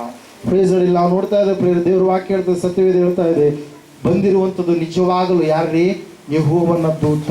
ದೇವರೇ ಇಳಿದು ಬಂದಿದ್ದ, ನಾನು ದೇವರನ್ನೇ ನೋಡಿದೆನು ಎಂಬುದಾಗಿ ಆತನು ಅಂದುಕೊಂಡು ಆ ಸಮಯದಲ್ಲಿ ನಾವು ನೋಡ್ತಾ ಇದ್ದೇವೆ ದೇವರ ಕಡೆಯಿಂದ ಒಂದು ಸಂದೇಶ ಬರ್ತಾ ಇದೆ. ಏನ್ರಿ ಅದು, ಯೆಹೋವನು ಅವನಿಗೆ ಸಮಾಧಾನದಿಂದ ಇರು, ಹೆದರಬೇಡ, ನೀನು ಸಾಯುವುದಿಲ್ಲ ಎಂಬುದಾಗಿ ಹೇಳಿದನು ಎಂಬುದೇ. ಹಲ್ಲೆಲೂಯಾ. Praise the lord. ದೇವರು ಮತ್ತೆ ಬಲಪಡಿಸ್ತಾ ಇದೆ, ನೀನು ಭಯಪಡಬೇಡ, ನನ್ನನ್ನು ನೋಡಿದರಿಂದ ನೀನು ಸಾಯುವುದಿಲ್ಲ. ಯಾಕಂದ್ರೆ ದೇವರ ರೂಪ ಅಷ್ಟು ಪ್ರಕಾಶಮಾನವಾಗಿರ್ತಕ್ಕಂಥ ರೂಪ ಪ್ರಿಯರೇ. ಹಲ್ಲೆಲೂಯಾ. Praise the lord. ಮೋಶೆ ಅನೇಕ ಸಾರಿ ಆತನನ್ನು ನೋಡಬೇಕಂತೇಳಿ ಆ ಹೇಳಿದಾಗ ದೇವರು ತನ್ನ ಒಂದು ಸ್ವರೂಪವನ್ನು ದೇವರು ಏನ್ ಮಾಡಲಿಲ್ಲ, ಮೋಶೆಗೆ ತೋರಿಸಲಿಲ್ಲ. ನನ್ನ ಮುಂಭಾಗವನ್ನು ನೋಡೋದಿಲ್ಲ, ನೀನು ನನ್ನ ಹಿಂಭಾಗವನ್ನ ನಾನು ದಾಟಿ ಹೋಗುವಾಗ ನೀನು ನೋಡ್ತಿ ಎಂಬುದಾಗಿ ಹೇಳಿದರು. ಪ್ರೇರಿಲ್ಲ. ನಾವು ನೋಡ್ತಾ ಇದ್ದೇವೆ, ಈ ಗಿದ್ಯೋನನಾದರೂ ಅಯ್ಯೋ ನಾನು ದೂತನನ್ನ ನೋಡಿಬಿಟ್ಟೆ, ದೇವರನ್ನ ನೋಡಿಬಿಟ್ಟೆ ಎಂಬುದಾಗಿ ಏನ್ ಮಾಡ್ತಾ ಇದ್ದಾನ್ರಿ, ಹೇಳಿದ ಸಮಯದಲ್ಲಿ ನಾವು ನೋಡ್ತಾ ಇದ್ದೇವೆ ಪ್ರೇರೆ. ಆಗ ಅವನಲ್ಲಿ ಒಂದು ಭಯ ವಾತಾವರಣ ಕಾಣಿಸ್ತಾ ಇದೆ, ಅಯ್ಯೋ ನಾನು ಸತ್ತು ಹೋಗ್ಬಿಡ್ತೀನೇನು. ಹಲ್ಲೆಲೂಯಾ. ಆ ಸಮಯದಲ್ಲಿ ದೇವರು ತಾನೇ ಮತ್ತೆ ಬಲಪಡಿಸ್ತಾ ಇದ್ದಾನೆ. ಏನಂತ ಹೇಳಿರಿ, ನೀನು ಸಾಯುವುದಿಲ್ಲ, ನಿನ್ನ ಜೀವದಿಂದ ಇರ್ತೀಯ, ಸಮಾಧಾನದಿಂದ ಇರ್ತೀಯ ಎಂಬುದಾಗಿ ಹೇಳಿದಾಗ ಆ ಸಮಯದಲ್ಲಿ ಗಿದ್ಯೋನನು ಒಂದು ಹೆಸರನ್ನ ದೇವರಿಗೆ ಇಡ್ತಾ ಇದ್ದಾನೆ ಪ್ರೇರೆ. ಒಂದು ಯಜ್ಞವೇದಿಯನ್ನ ಕಟ್ಟಿಸಿ ಅಲ್ಲಿ ಹೋಮ ಮಾಡಿ ಒಂದು ಹೆಸರನ್ನ ಇಡ್ತಾ ಇದ್ದಾನೆ. ಏನಂತ ಹೇಳಿ, ಯೆಹೋವಾ ಶಾಲೋಮ್ ಎಂಬುದಾಗಿ. ಏನಂತ ಹೇಳಿ ಹೆಸರು ಇಡ್ತಾ ಇದ್ದಾನೆ, ಯೆಹೋವಾ ಶಾಲೋಮ್ ಅಂದ್ರೆ ದೇವರು ಸಮಾಧಾನ ಪ್ರದನು ಎಂಬುದಾಗಿ, ಯೆಹೋವನು ಸಮಾಧಾನ ಪ್ರದನು ಎಂಬುದಾಗಿ. ಹಲ್ಲೆಲೂಯಾ. ದೇವರನ್ನ ನಾನು ನೋಡಿದಾಗಲೂ ಕೂಡ ದೇವರು ನನಗೆ ಸಮಾಧಾನವನ್ನ ಕೊಟ್ಟಿದ್ದಾನೆ ಎಂಬುದಾಗಿ ನೆನೆಸಿರ್ತಕ್ಕಂಥ ಗಿದ್ಯೋನನು ಅಯ್ಯೋ ನಾನು ಸಾಯಲಿಲ್ಲ, ದೇವರನ್ನ ಮುಖಾಮುಖಿಯಾಗಿ ನೋಡಿದಾಗಲೂ ಕೂಡ ನನಗೆ ಸಾವು ಬರಲಿಲ್ಲ ಎಂಬುದಾಗಿ ನೆನೆಸಿ ದೇವರು ಏನ್ ಮಾಡ್ತಾ ಇದ್ದಾನ್ರಿ, ದೇವರಿಗೆ ಗಿದ್ಯೋನನು ಏನ್ ಮಾಡ್ತಾ ಇದ್ದಾನ್ರಿ, ಯೆಹೋವಾ ಶಾಲೋಮ್ ಎಂಬುದಾಗಿ ಹೆಸರಿಡ್ತಾ ಇದ್ದಾನೆ. ಸತ್ಯವೇದದಲ್ಲಿ ನಾವು ನೋಡುವಾಗ ಭಕ್ತರು ಅನೇಕ ಸಾರಿ ದೇವರಿಗೆ ಹೆಸರನ್ನು ಕರೆದಿದ್ದಾರೆ ಪ್ರೇರ. ಮೊಟ್ಟ ಮೊದಲನೇದಾಗಿ ನಾವು ನೋಡುವಾಗ ಅಲ್ಲಿ ಸತ್ಯವೇದ ಹೇಳ್ತಾ ಇದೆ, ಒಬ್ಬ ತಾಯಿ ತನ್ನನ್ನು ತಾನು ಕೈ ಬಿಡಲ್ಪಟ್ಟಂತ ಸ್ಥಿತಿಯಲ್ಲಿ ಆಕೆ ಹೋಗ್ತಾ ಇರಬೇಕಾದ್ರೆ ದೇವರು ತನ್ನ ದೂತನ ಮೂಲಕವಾಗಿ ಮಾತಾಡಿದಾಗ, ನನ್ನನ್ನ ದೇವರೇ ನೀನು ಇಂತಹ ಸಂದರ್ಭದಲ್ಲಿಯೂ ಕೂಡ ನನ್ನನ್ನು ನೀನು ನೋಡ್ತಾ ಇದೆಯಲ್ಲ ಎಂಬುದಾಗಿ ನೆನೆಸಿ ಒಬ್ಬ ತಾಯಿ ಹೆಸರಿಟ್ಲಿ. ಏನಂತ ಹೇಳ್ರಿ, ಎಲ್ ರೋಹಿ ಎಂಬುದಾಗಿ, ಅಂದ್ರೆ ನನ್ನ ನೋಡುವ ದೇವರು ಎಂಬುದಾಗಿ. ಹಲ್ಲೆಲೂಯಾ. ಅಬ್ರಹಾಮನು ಬೆಟ್ಟದ ಮೇಲೆ ನಾವು ನೋಡ್ತಾ ಇದ್ದೇವೆ, ತನ್ನ ಮಗನನ್ನ ಬಲಿ ದಾನವಾಗಿ ಕೊಡೋದಕ್ಕಾಗಿ ಹೋದಂತ ಸಮಯದಲ್ಲಿ ದೇವರು ಆ ಮಗನ ಬದಲಿಗೆ ಒಂದು ಟಗರು ಮರಿಯನ್ನ ಒದಗಿಸಿಕೊಟ್ಟಂತ ಸಮಯದಲ್ಲಿ ದೇವರಿಗೆ ಹೆಸರನ್ನು ಇಟ್ಟ ಅಬ್ರಹಾಮ. ಏನಂತ ಹೇಳಿ, ಯೆಹೋವಾ ಈರೇ ಎಂಬುದಾಗಿ. ಹಲ್ಲೆಲೂಯಾ. ಮೊದಲನೇ ಸಮುವೇಲನ ಪುಸ್ತಕ 7ನೇ ಅಧ್ಯಾಯದಲ್ಲಿ ನಾವು ನೋಡ್ತಾ ಇದ್ದೇವೆ, ಸಮುವೇಲನು ಯುದ್ಧದ ವಿಷಯದಲ್ಲಿ ದೇವರು ಜಯ ಕೊಟ್ಟನು ಎಂಬುದಾಗಿ, ನಮಗೆ ಇಲ್ಲಿಯವರೆಗೆ ದೇವರು ಸಹಾಯ ಮಾಡಿದನು ಎಂಬುದಾಗಿ, ಎಬಿನೇಜರ್ ಎಂಬುದಾಗಿ ದೇವರಿಗೆ ಏನ್ ಮಾಡಿದ್ರಿ, ಹೆಸರನ್ನ ಇಟ್ಟರು ಪ್ರಿಯರೇ. ಹಲ್ಲೆಲೂಯಾ. ನಾವು ನೋಡ್ತಾ ಇದ್ದೇವೆ ಅದೇ ರೀತಿಯಾಗಿ ಇಲ್ಲಿ ವಾಕ್ಯ ಹೇಳ್ತದೆ, ಸತ್ಯವೇದ ಹೇಳ್ತಾ ಇದೆ, ಗಿದ್ಯೋನನು ಕೂಡ ದೇವರಿಗೆ ಹೆಸರನ್ನು ಕೊಡ್ತಾ ಇದ್ದಾನೆ. ಏನಂತ ಹೇಳಿ, ಯೆಹೋವಾ ಶಾಲೋಮ್ ಎಂಬುದಾಗಿ. ಏನಂತ ಹೇಳಿ ಕರಿತಾ ಇದ್ದಾನೆ, ಯೆಹೋವಾ ಶಾಲೋಮ್, ಸಮಾಧಾನ ಪ್ರದನಾದಂತ ದೇವರು ನೀನೇ ಎಂಬುದಾಗಿ. ದೇವ್ರು ನೋಡ್ರಿ ಎಷ್ಟು ರೀತಿಯಲ್ಲಿ ಮಿಥ್ಯಾನ್ಯರ ಕಾಟದಿಂದ ತಪ್ಪಿಸ್ಬೇಕಂತೇಳಿ ಒಬ್ಬ ವ್ಯಕ್ತಿಯನ್ನು ಆರಿಸಿಕೊಳ್ತಾ ಇದ್ದಾನೆ, ಆ ವ್ಯಕ್ತಿಯನ್ನ ಟ್ರೈನ್ ಅಪ್ ಮಾಡ್ತಾ ಇದ್ದಾನೆ, ಆ ವ್ಯಕ್ತಿಯ ಮೂಲಕವಾಗಿ ಅಸಂಖ್ಯಾತರಾಗಿರ್ತಕ್ಕಂಥ ಆ ಜನರ ಮೇಲೆ ಜಯವನ್ನು ಸಾಧಿಸುವುದಕ್ಕೋಸ್ಕರವಾಗಿ ಆತನಿಗೆ ನಂಬಿಕೆಯನ್ನ ಹುಟ್ಟಿಸ್ತಾ ಇದ್ದಾನೆ, ನಂಬಿಕೆಯನ್ನು ಹೆಚ್ಚಿಸ್ತಾ ಇದ್ದಾನೆ, ಅದ್ಭುತ ಕಾರ್ಯಗಳನ್ನು ಆತನ ಮುಂದೆ ಜರುಗಿಸ್ತಾ ಇದ್ದಾನೆ. ಪ್ರಿಯರೇ, ದೇವರು ಮತ್ತೆ ಆತನಿಗೆ ಹೇಳಿದ್ರು, ನಿಮಗೆ ಅಡ್ಡವಾಗಿರ್ತಕ್ಕಂಥದ್ದೇನು, ನಿಮ್ಮ ತಂದೆ ಏರ್ಪಾಟು ಮಾಡಿರ್ತಕ್ಕಂಥ ಆ ಒಂದು ಬಾಳನ ಯಜ್ಞವೇದಿ, ನೀನು ಅದನ್ನು ಇವತ್ತಿನ ದಿವಸ ಕೆಡವಬೇಕು. ಹಲ್ಲೆಲೂಯಾ. ಅಶೇರ ವಿಗ್ರಹ ಸ್ತಂಭವನ್ನ ನೀನು ತೆಗೆದು ಹಾಕಬೇಕು, ನೀನು ಕಡಿಯಬೇಕು, ನೀನು ಅದನ್ನು ತೆಗೆದು ಹಾಕಬೇಕು. ಒಂದು ವೇಳೆ ತೆಗೆದು ಹಾಕಲಾರದೇ ಇದ್ರೆ ನೀವು ಇನ್ನೂ ಕೂಡ ಹೆಂಗಿರ್ತೀರಿ, ದಾಸತ್ವದಲ್ಲಿ ಇರ್ತೀರಿ. ನೀವು ಇನ್ನೂ ಕೂಡ ಹೆಂಗಿರ್ತೀರಿ, ಆ ಒಂದು ಬಲಹೀನತೆಯಲ್ಲಿ ಇರ್ತೀರಿ. ನಿಮಗೆ ಯುದ್ಧಗಳು, ಕಾದಾಟಗಳು ಇದ್ದೇ ಇರುತ್ತೆ. ಅದಕ್ಕಾಗಿ ನೀವು ಬಾಳನ ಯಜ್ಞವೇದಿಯನ್ನು ಕೆಡವಬೇಕು, ಅಶೇರ ವಿಗ್ರಹ ಸ್ತಂಭವನ್ನು ನೀನು ತೆಗೆದು ಹಾಕಬೇಕು. ಅಲ್ಲಿ ಯೆಹೋವನಿಗೋಸ್ಕರ ಒಂದು ಯಜ್ಞವೇದಿಯನ್ನು ಕಟ್ಟಿಸಿ ನೀನು ಯಜ್ಞ ಮಾಡಬೇಕು ಎಂಬುದಾಗಿ. ಹಲ್ಲೆಲೂಯಾ. Praise lord. ಹೇಳ್ತಾ ಇದ್ದಾರೆ ದೇವರು ಏನಂತೇಳಿ, ನೀನು ನಿನ್ನ ತಂದೆಯ ಓರಿಗಳಲ್ಲಿ ಒಂದು ಚಿಕ್ಕ ಓರಿಯನ್ನ, 7 ವರ್ಷದ ಇನ್ನೊಂದು ಓರಿಯನ್ನ ತೆಗೆದುಕೊಂಡು ಹೋಗಿ ನಿನ್ನ ತಂದೆ ಕಟ್ಟಿರುವ, ಯಾರು ಕಟ್ಟಿದ್ರಂತ್ರಿ? ಯೋವಾಷ ಅಂದ್ರೆ ಯಾರ್ರಿ? ಗಿದ್ಯೋನನ ತಂದೆ. ಹಲ್ಲೆಲೂಯಾ. ಈತನೇ ಕಟ್ಟಿದಾನೆ. ಈ ಗಿದ್ಯೋನನ್ ಹೇಳ್ತಾ ಇದ್ದಾನೆ ಏನಂತೇಳಿ, ನಮಗೆ ಯಾಕೆ ಈ ಕಷ್ಟ ಬಂತು ಅಂತ. ಹಲ್ಲೆಲೂಯಾ. ದೇವರ ಸ್ಥಾನದಲ್ಲಿ ಇನ್ನೊಂದನ್ನು ಇರಿಸಿದರೆ ದೇವರು ಖಂಡಿತವಾಗಿ ಸಹಿಸೋದಿಲ್ಲ ಎಂಬುದಾಗಿ ಮೊದಲಿನಿಂದಲೂ ಕೂಡ ದೇವರು ಅದನ್ನು ಏನು ಮಾಡ್ತಾ ಇದ್ದಾನೆ, ತಿಳಿಸ್ತಾ ಇದ್ದಾನೆ. ಪ್ರಿಯ ಹಲ್ಲೆಲೂಯಾ. Praise lord. ನನ್ನ ತಂದೆ ಕಟ್ಟಿದ್ದಾನೆ, ಖಂಡಿತವಾಗಿ ಅದನ್ನು ನಾನೇ ತೆಗೆದು ಹಾಕಬೇಕೆನ್ನುವಂಥ ರೀತಿಯಲ್ಲಿ ಗಿದ್ಯೋನನು ದೇವರು ಹೇಳಿದ ಹಾಗೆ ಆ ಒಂದು ನಾವು ನೋಡ್ತಾ ಇದ್ದೇವೆ, ಬಾಳನ್ನ ಯಜ್ಞವೇದಿಯನ್ನ, ಅಶೇರ ವಿಗ್ರಹ ಸ್ತಂಭವನ್ನ ಕಡಿದು ಹಾಕಿ ಅಲ್ಲಿ ದೇವರಿಗೆ ಯಜ್ಞವನ್ನ ಮಾಡಿದ. ಜನರನ್ನ, ಕೆಲವು ಜನರನ್ನ, 10 ಮಂದಿಯನ್ನ ತನ್ನ ಸೇವಕರಲ್ಲಿ ಕರೆದುಕೊಂಡು ಹೋಗಿ ಹಗಲಿನಲ್ಲಿ ಮಾಡದೆ ಜನರಿಗೆ ಭಯಪಟ್ಟು ರಾತ್ರಿಯಲ್ಲಿ ಏನು ಮಾಡಿದ ಈ ಕಾರ್ಯವನ್ನ ಜರುಗಿಸಿದ. ಪ್ರಿಯರೇ, ಹಲ್ಲೆಲೂಯಾ. ನಾವು ನೋಡ್ತಾ ಇದ್ದೇವೆ ಪ್ರಿಯರೇ, ದೇವರ ವಾಕ್ಯ ಹೇಳ್ತದೆ, ಸತ್ಯವೇದ ಹೇಳ್ತಾ ಇದೆ ಸ್ಪಷ್ಟವಾಗಿ, ದೇವರಿಗೆ ಅಲ್ಲಿ ಯಜ್ಞ ಅರ್ಪಣೆ ಆದ ಮೇಲೆ, ದೇವರ ಸ್ಥಾನ ಪುನಃ ಅಲ್ಲಿ ಸ್ಥಾಪಿತವಾದ ಮೇಲೆ ಅಲ್ಲಿ ನಾವು ನೋಡ್ತಾ ಇದ್ದೇವೆ, ದೇವರು ಈ ಸಮಯದಲ್ಲಿ ಆ ಗಿದ್ಯೋನನ ಮೂಲಕವಾಗಿ ಮಿದ್ಯಾನರ ವಿಷಯದಲ್ಲಿ ಜಯವನ್ನು ಕೊಡುವುದಕ್ಕಾಗಿ ಈ ರೀತಿಯಾಗಿ ಪ್ಲಾಟ್ಫಾರ್ಮ್ ಅನ್ನು ಏನ್ ಮಾಡ್ತಾ ಇದ್ದಾರೆ, ಸಿದ್ಧ ಮಾಡ್ತಾ ಇದ್ದಾರೆ. ಪ್ರೇಯರ್. ಹಲ್ಲೆಲೂಯಾ. ಒಂದು ವಿಷಯದಲ್ಲಿ ನಾವು ಜಯವನ್ನು ಗಳಿಸಬೇಕಾದ್ರೆ ಆ ನಮಗೆ ಅಪಜಯ ತಂದಿರತಕ್ಕಂಥ ಸಂಗತಿ ಯಾವುದಂತೇಳಿ ನಾವು ನೋಡ್ಬೇಕು. 7ನೇ ಅಧ್ಯಾಯದಲ್ಲಿ ಅನ್ಕೊಂತೀನಿ, ಯೆಹೋಶುವನ ಗ್ರಂಥದಲ್ಲಿ ಒಂದು ವಿಷಯ, ಒಂದು ಸಂಗತಿ ಬರೆಯಲ್ಪಟ್ಟಿದೆ. ಏನಂತ ಹೇಳ್ರಿ, ಆಕಾನನು ಎನ್ನುವಂತ ವ್ಯಕ್ತಿ ದೇವರ ವಸ್ತುಗಳನ್ನ ಏನ್ ಮಾಡಿದಂತೆ, ಬಚ್ಚಿಟ್ಟ, ಕದ್ದುಕೊಂಡಂತ ಸಮಯದಲ್ಲಿ ಇಸ್ರಾಯೇಲರ ಯುದ್ಧಕ್ಕೆ ಹೋಗ್ತಾ ಇದ್ದಾರೆ. ಯೆಹೋಶುವನ ಸೈನ್ಯ ಯುದ್ಧಕ್ಕೆ ಹೋದಾಗ ಅವರು ಚಿಕ್ಕ ಜನರಿಂದ ಏನ್ ಮಾಡ್ತಾ ಇದ್ದಾರೆ, ಸೋಲನ್ನು ಅನುಭವಿಸ್ತಾ ಇದ್ದಾರೆ. ಹಲ್ಲೆಲೂಯಾ. ಅವತ್ತಿನ ದಿವಸ ಇಸ್ರಾಯೇಲರು ಅಂದುಕೊಂಡಿರಲಿಲ್ಲ ನಮಗೆ ಸಾವು ಬರುತ್ತೆ ಅಂತೇಳಿ. ಅವತ್ತಿನ ದಿವಸ ಇಸ್ರಾಯೇಲರು ಅಂದುಕೊಂಡಿರಲಿಲ್ಲ ನಮಗೆ ಅಪಜಯ ಆಗುತ್ತೆ, ಸೋಲು ಬರುತ್ತೆ ಅಂತೇಳಿ. ಆದ್ರೆ ಅವರಿಗೆ ಸೋಲು ಬಂತು, ಅಪಜಯ ಬಂತು. ವಿಚಾರಿಸಿದಾಗ ಗೊತ್ತಾಯ್ತು ಅದು ಯಾರು ಮಾಡಿರ್ತಕ್ಕಂಥ ಕಾರ್ಯ ಎಂಬುದಾಗಿ, ಆಕಾನನು ಮಾಡಿರುವಂತ ಕಾರ್ಯ ಎಂಬುದಾಗಿ. ಹಲ್ಲೆಲೂಯಾ. ಆಕಾನನು ಕಾರ್ಯ ಮಾಡಿದ ಕಾರಣಕ್ಕಾಗಿ ಸೋಲು ಬಂತು. ಅಲ್ಲಿ ನಾವು ನೋಡ್ತಾ ಇದ್ದೇವೆ, ದೇವರು ಹೇಳಿದಾಗ ಆಕಾನನಿಗೆ ಸಂಬಂಧಪಟ್ಟಿರ್ತಕ್ಕಂಥ ಎಲ್ಲವುಗಳನ್ನ ಬೆಂಕಿಯಿಂದ ಸುಟ್ಟಾದ ಮೇಲೆ ಮತ್ತೆ ಯೆಹೋಶುವನ ಸೈನ್ಯ ಹೋದಾಗ ದೇವರು ದೊಡ್ಡದಾಗಿರ್ತಕ್ಕಂಥ ಜಯವನ್ನು ತೆಗೆದುಕೊಂಡು ಬಂದರು. ಪ್ರಿಯರೇ, ಹಲ್ಲೆಲೂಯಾ. ಇವತ್ತಿನ ದಿವಸ ನಾನು ನೀನು ತಿಳಿದುಕೊಳ್ಳಬೇಕಾಗಿದೆ, ನಮಗೆ ಅಪಜಯಕ್ಕೆ ಈಡು ಮಾಡಿರ್ತಕ್ಕಂಥ ಸಂಗತಿ ಯಾವುದಾಗಿದೆಯೋ ಅದನ್ನು ತೆಗೆದುಹಾಕಿ ಪುನಃ ನಾವು ದೇವರನ್ನು ನಮ್ಮ ಜೀವಿತದಲ್ಲಿ ಸ್ಥಾಪನೆ ಮಾಡಬೇಕು. ಮೊದಲನೇ ಅರಸುಗಳ ಪುಸ್ತಕ 18ನೇ ಅಧ್ಯಾಯದಲ್ಲಿ ಕೂಡ ಎಲಿಯನೆನ್ನುವಂತ ಪ್ರವಾದಿ ಮಾಡಿರುವಂತದ್ದು ಇದೆ. ಹಲ್ಲೆಲೂಯಾ.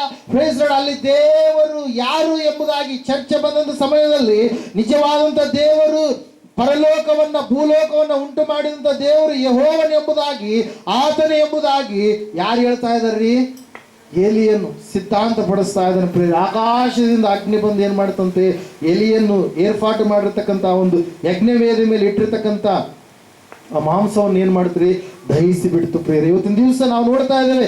ಆಮೇಲೆ 3 ವರ್ಷ 6 ತಿಂಗಳ ಕಾಲ ಮಳೆ ಇರಲಾರ್ದಂಥ ಸ್ಥಿತಿಯಲ್ಲಿ ಇರ್ತಕ್ಕಂಥ ಆ ಸ್ಥಳದಲ್ಲಿ ದೇವರು ಏನನ್ನು ತೆಗೆದುಕೊಂಡು ಬಂದರು, ಮಳೆಯನ್ನು ತೆಗೆದುಕೊಂಡು ಬಂದರು. ಪ್ರಿಯರೇ, ಇವತ್ತು ಯಾವ ಒಂದು ತಪ್ಪಾಗಿದೆಯೋ ಆ ತಪ್ಪನ್ನು ತೆಗೆದು ಹಾಕಿದ ಮೇಲೆ ಪುನಃ ನಮ್ಮ ಯಜ್ಞವೇದಿಗಳನ್ನು ನಾವು ಕಟ್ಟಿಕೊಳ್ಳಬೇಕಾಗಿದೆ, ದೇವರನ್ನ ಪ್ರತಿಷ್ಠಿಸಿಕೊಳ್ಳಬೇಕಾಗಿದೆ, ದೇವರಿಗೆ ಸಂಪೂರ್ಣ ಸ್ಥಾನವನ್ನು ನಾವು ಕೊಡಬೇಕಾಗಿದೆ. ಹಲ್ಲೆಲೂಯಾ. Praise lord. ಆ ಸಮಯದಲ್ಲಿ ನಾವು ನೋಡ್ತಾ ಇದ್ದೇವೆ, ಈ ಯೋವಾಷನ ಮಗನಾಗಿರ್ತಕ್ಕಂಥ ಗಿದ್ಯೋನನ್ನ ಕೊಲ್ಲುವುದಕ್ಕಾಗಿ ಜನರು ಬರ್ತಾ ಇದ್ದಾರೆ. ಯಾಕೆ ಬರ್ತಾ ಇದ್ದಾರೆ, ಅಯ್ಯೋ ದೇವಾಲಯವನ್ನು ಏನ್ ಮಾಡ್ಬಿಟ್ಟ, ಆ ಬಾಳನ ವಿಗ್ರಹವನ್ನ ಏನ್ ಮಾಡ್ಬಿಟ್ಟ, ಬಾಳನ ಯಜ್ಞವೇದಿಯನ್ನ, ಅಶೇರ ವಿಗ್ರಹ ಸ್ತಂಭವನ್ನ ಏನ್ ಮಾಡ್ಬಿಟ್ಟ, ಕಡಿದು ಬಿಟ್ಟ ಎಂಬುದಾಗಿ ನೆನಸು ಏನ್ ಮಾಡ್ತಾ ಇದ್ದಾರೆ. ಯೋವಾಷನ ಮಗನಾಗಿರ್ತಕ್ಕಂಥ ಗಿದ್ಯೋನನ ಬಳಿಗೆ ಬರುವಂತ ಸಮಯದಲ್ಲಿ ಯೋವಾಷನು ಅಂದ್ರೆ ಯಾರ್ರೀ, ಆ ಒಂದು ದೇವಾಲಯನ ಕಟ್ಟಿಸಿದಂತ ವ್ಯಕ್ತಿ, ಆತನು ಹೇಳ್ತಾ ಇದ್ದಾನೆ, ದೇವರು ನೋಡ್ರಿ ಎಷ್ಟು ಬದಲಾವಣೆಯನ್ನು ತೆಗೆದುಕೊಂಡು ಬಂದಿದ್ದಾನೆ ಎಂಬುದಾಗಿ. ಬಾಳನಿಗೋಸ್ಕರ ನೀವು ವ್ಯಾಜ್ಯವಾಡಬೇಕು, ನೀವು ಅವನನ್ನು ರಕ್ಷಿಸಬೇಕು. ಅವನಿಗಾಗಿ ವ್ಯಾಜ್ಯವಾಡುವವರು ಇವತ್ತೇ ಕೊಲ್ಲಲ್ಪಡಲಿ. ಅವನು ದೇವನಾಗಿದ್ದರೆ ತನ್ನ ಯಜ್ಞವೇದಿಯನ್ನು ಕೆಡವಿ ಬಿಟ್ಟದ್ದಕ್ಕಾಗಿ ತಾನೇ ವ್ಯಾಜ್ಯವಾಡಲಿ ಎಂದನು ಎಂಬುದಾಗಿ. Hallelujah, praise lord. ನಾವು ನೋಡ್ತಾ ಇದ್ದೇವೆ ಪ್ರಿಯರೇ, ಗಿದ್ಯೋನನ ತಂದೆ ಒಂದು ಮಾತನ್ನ ಹೇಳ್ತಾ ಇದ್ದಾನೆ. ಆ ಮಾತು ಏನಂತಂದ್ರೆ, ನೀವು ಯಾಕೆ ಜನರೇ ನನ್ನ ಮಗನನ್ನು ಕೊಲ್ಲೋದಿಕ್ಕೆ ಬಂದಿದ್ದೀರಿ? ಒಂದು ವೇಳೆ ಬಾಳನೇ ದೇವರಾಗಿದ್ರೆ, ಅಶೇರನೇ ದೇವರಾಗಿದ್ರೆ ಅವರೇ ವ್ಯಾಜ್ಯವಾಡಲಿ, ಅವರೇ ನನ್ನ ಮಗನನ್ನ ಆಹುತಿ ತೆಗೆದುಕೊಳ್ಳಲಿ, ವ್ಯಾಜ್ಯವಾಡಿ ನನ್ನ ಮಗನಿಗೆ ಬೇಕಾಗಿರ್ತಕ್ಕಂಥ ಶಿಕ್ಷೆಯನ್ನು ಪ್ರಕಟ ಮಾಡಿ ನನ್ನ ಮಗನನ್ನ ಸಾಯಿಸಲಿ. ನೀವು ಯಾಕೆ ಬರ್ತಾ ಇದ್ರಿ? ಒಂದು ವೇಳೆ ನನ್ನ ಮಗನ ಮೇಲೆ ಕೈ ಏನಾದರೂ ಬಿದ್ದರೆ ಅವನು ಇವತ್ತು ಏನು ಮಾಡ್ತಾನೆ? ಕೊಲ್ಲಲ್ಪಡ್ತಾನೆ ಎಂಬುದಾಗಿ. Hallelujah, praise lord. ನಾವು ನೋಡ್ತಾ ಇದ್ದೇವೆ ಪ್ರೇರೆ, ದೇವರ ವಾಕ್ಯ ಹೇಳ್ತದೆ, ಸತ್ಯವೇದ ಹೇಳ್ತಾ ಇದೆ, ಗಿದ್ಯೋನನ್ನು ಸಂಪೂರ್ಣವಾಗಿ ಈಗ ದೇವರ ಸಮೀಪಕ್ಕೆ ಬಂದಂಥ ವ್ಯಕ್ತಿಯಾಗಿ ಏನು ಮಾಡ್ತಾ ಇದ್ದಾನೆ? ಕಾಣಿಸ್ತಾ ಇದ್ದಾನೆ ಪ್ರೇರೆ. ಮುಂದೆ ನಾವು ನೋಡುವಾಗ ಗಿದ್ಯೋನನು ಮತ್ತೆ ಸೂಚನೆಯನ್ನು ಕೊಡ್ತಾ ಇದ್ದಾನೆ. ದೇವರೇ, ನೀನೇನು ನನ್ನನ್ನು ಕರೆದಿ, ಈ ಸಮಯದಲ್ಲಿ ನೀನು ನನಗೆ ಜಯವನ್ನು ಕೊಡ್ತೀಯಾ ಇಲ್ಲ ಎಂಬುದಾಗಿ ಸೂಚನೆಯನ್ನ ಕೇಳ್ತಾ ಇದ್ದಾನೆ. ಆ ಸೂಚನೆ ಏನಾಗಿತ್ತು ಎಂಬುದಾಗಿ ನಾವು ನೋಡಿದಾಗ ಸತ್ಯವೇದ ಹೇಳುತ್ತೆ ಪ್ರೇರೆ. ಏನಂತ ಹೇಳಂತಂದ್ರೆ, ಒಂದು ತುಪ್ಪಟದ ಮೂಲಕವಾಗಿ ದೇವರನ್ನ ಪರೀಕ್ಷಿಸ್ತಾ ಇದ್ದಾನೆ ಪ್ರೇರೆ. ಕುರಿಯ ತುಪ್ಪಟ, ನಮ್ಮ ಭಾಷೆ ಕಂಬಳಿ ಎಂಬುದಾಗಿ ನಾವು ಅಂತೀವಲ್ಲ. ಹಲ್ಲೆಲೂಯಾ. ಆ ಕಂಬಳಿಯನ್ನು, ಆ ತುಪ್ಪಟವನ್ನು, ಕುರಿಯ ತುಪ್ಪಟವನ್ನು ನಾನು ಒಂದು ಸ್ಥಳದಲ್ಲಿ ಇಡ್ತೇನೆ. ಆ ತುಪ್ಪಟ ಮಾತ್ರ ನೆನೆದಿರಬೇಕು, ಉಳಿದಿರ್ತಕ್ಕಂಥ ಎಲ್ಲ ಸ್ಥಳ ಹೆಂಗಿರಬೇಕು? ಒಣಗಿದ ರೀತಿಯಲ್ಲಿ ಇರಬೇಕು ಅಂತೇಳಿ. ಹಲ್ಲೆಲೂಯಾ. ಆ ರಾತ್ರಿಯಲ್ಲಿ ಖಂಡಿತವಾಗಿ ಅದೇ ರೀತಿಯಾದಂಥ ಕಾರ್ಯವನ್ನು ದೇವರು ಮಾಡಿದ್ರು. ಮತ್ತೆ ಹೇಳ್ತಾ ಇದ್ದಾನೆ, ಸ್ವಾಮಿ ದಯವಿಟ್ಟು ನನ್ನ ಮೇಲೆ ಕ್ಷಮೆ ಇರಲಿ, ಈ ಸಮಯದಲ್ಲಿ ನೆಲವೆಲ್ಲ ಒಣಗಿರಬೇಕು, ತುಪ್ಪಟ ಮಾತ್ರ ಹೆಂಗಿರ್ಬೇಕಂತೆ? ನೆಲವೆಲ್ಲ ಹಸಿರಬೇಕು, ತುಪ್ಪಟ ಮಾತ್ರ ಹೆಂಗಿರ್ಬೇಕಂತೆ? ಒಣಗಿರಬೇಕು ಅಂತೇಳಿ. ಹಲ್ಲೆಲೂಯಾ. ಮೊದಲೇನು? ತುಪ್ಪಟ ನೆನೆದಿರಬೇಕು, ನೆಲವೆಲ್ಲ ಒಣಗಿರಬೇಕು. ಈಗ ತುಪ್ಪಟ ಒಣಗಿರಬೇಕು, ನೆಲವೆಲ್ಲ ಹಸಿರಬೇಕು, ನೆನೆದಿರಬೇಕಂತ ಕೇಳಿದಾಗ ದೇವರು ಈ ಎರಡು ಕಾರ್ಯಗಳನ್ನ ಏನ್ ಮಾಡಿದ್ದಾರೆ? ಜರುಗಿಸಿದ ಪ್ರಿಯರೇ. ಆ ಸಮಯದಲ್ಲಿ ಗಿದ್ಯೋನನು ಎದ್ದು ಏನ್ ಮಾಡ್ತಾ ಇದ್ದಾನೆ? ಜನರನ್ನ ಸಿದ್ಧಪಡಿಸ್ತಾ ಇದ್ದಾನೆ. ಹಲ್ಲೆಲೂಯಾ. ಯಾರು ಸಿದ್ಧಪಡಿಸ್ತಾ ಇದ್ದಾನೆ? ಜನರನ್ನು ಸಿದ್ಧಪಡಿಸ್ತಾ ಇದ್ದಾನೆ. ಇಷ್ಟು ವರ್ಷಗಳ ಕಾಲ ನಮಗೆ ಮಿಥ್ಯಾನರ ಕಾಟ ಸಹಿಸಲಾರದೆ ನಾವು ಇದ್ದೇವೆ, ಆದರೆ ಇನ್ನು ಮುಂದೆ ಮಿಥ್ಯಾನರ ಮೇಲೆ ನಾವು ಜಯವನ್ನ ಸಾಧಿಸಬೇಕು, ಶತ್ರುವಿನ ಮೇಲೆ ಜಯವನ್ನ ಸಾಧಿಸಬೇಕೆಂಬುದಾಗಿ ಯೆರೊಬ್ಬಾಳು ನೆನೆಸಿಕೊಳ್ಳುವಂತ ಗಿದ್ಯೋನ, ಅವನ ಸಂಗಡ ಇದ್ದ ಎಲ್ಲಾ ಜನರು ಬೆಳಗ್ಗೆ ಎದ್ದು ಹೋಗಿ ಏನ್ ಮಾಡ್ತಾ ಇದ್ದಾರೆ? ತೆರಳಿದಂತ ಸಮಯದಲ್ಲಿ ಗಿದ್ಯೋನನ ಸಂಗಡ ಜನರು, ಗಿದ್ಯೋನನ ಕರೆದಾಗ ಬಂದ್ರಂತೆ. ಎಷ್ಟು ಜನರು ಬಂದ್ರು? 7ನೇ ಅಧ್ಯಾಯದಲ್ಲಿ ನಾವು ನೋಡ್ತಾ ಇದ್ದೇವೆ, 32,000 ಜನರಿದ್ದಾರೆ. ಹಲ್ಲೆಲೂಯಾ. ಎಷ್ಟು ಸಾವಿರ ಜನರಿ? 32,000 ಜನರು. ದೇವರು ನೋಡಿದ, ಅಬ್ಬಾಬಾಬ ಎಷ್ಟು ಜನರಿದ್ದಾರೆ ಇವರು? ಬಹಳ ಜನರಿದ್ದಾರೆ. ಇಷ್ಟು ಜನರಿಂದ ಒಂದು ವೇಳೆ ನೀವೇನಾದ್ರೂ ಜಯ ಸಾಧಿಸಿದ್ರೆ ನೀವೇನಂತೀರಿ?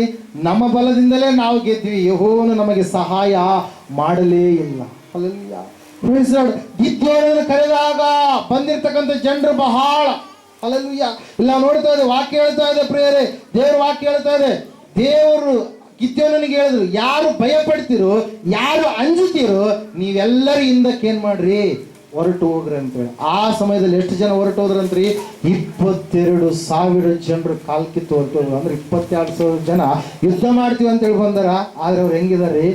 ಭಯ ಪಡುವಂಥವ್ರಾಗಿದ್ದಾರೆ. ಅದ್ರ ಒಂದು ವೇಳೆ ಯುದ್ಧ ಸ್ಟಾರ್ಟ್ ಆದರೆ ಹಿಂದ್ಗಡೆ ಒಡೆ ಹೋಗೋರೇನು, ಯುದ್ಧ ಸ್ಟಾರ್ಟ್ ಆದರೆ ಅನಾಯಾಸವಾಗಿ ಮರಣವನ್ನ ಅಪ್ಪುವರೇನೋ ಇವರು. ಇಲ್ಲ ನೋಡ್ತಾ ಇದ್ದಾರೆ ಪ್ರಿಯರೇ, ಭಯ ಪಡುವವರು, ಅಂಜುವವರು ದೇವರ ಸೈನ್ಯದಲ್ಲಿ ಇರುವಂಥದ್ದು ಅವಶ್ಯಕತೆ ಇಲ್ಲ. ಅದ್ರ ಸಲುವಾಗಿ ದೇವರನ್ನು ನಂಬಬೇಕಾದ್ರೆ ನಮಗೆ ಗುಂಡಿಗೆ ಧೈರ್ಯ ಇರಬೇಕು. ಹಲ್ಲೆಲೂಯಾ. 2ರಷ್ಟು ಗುಂಡಿಗೆ ಧೈರ್ಯ ಇರಬೇಕು. ಹಲ್ಲೆಲೂಯಾ. ಗಟ್ಸ್ ಇರ್ಬೇಕಂತ ಹೇಳ್ತೀನಿ. ಹಲ್ಲೆಲೂಯಾ.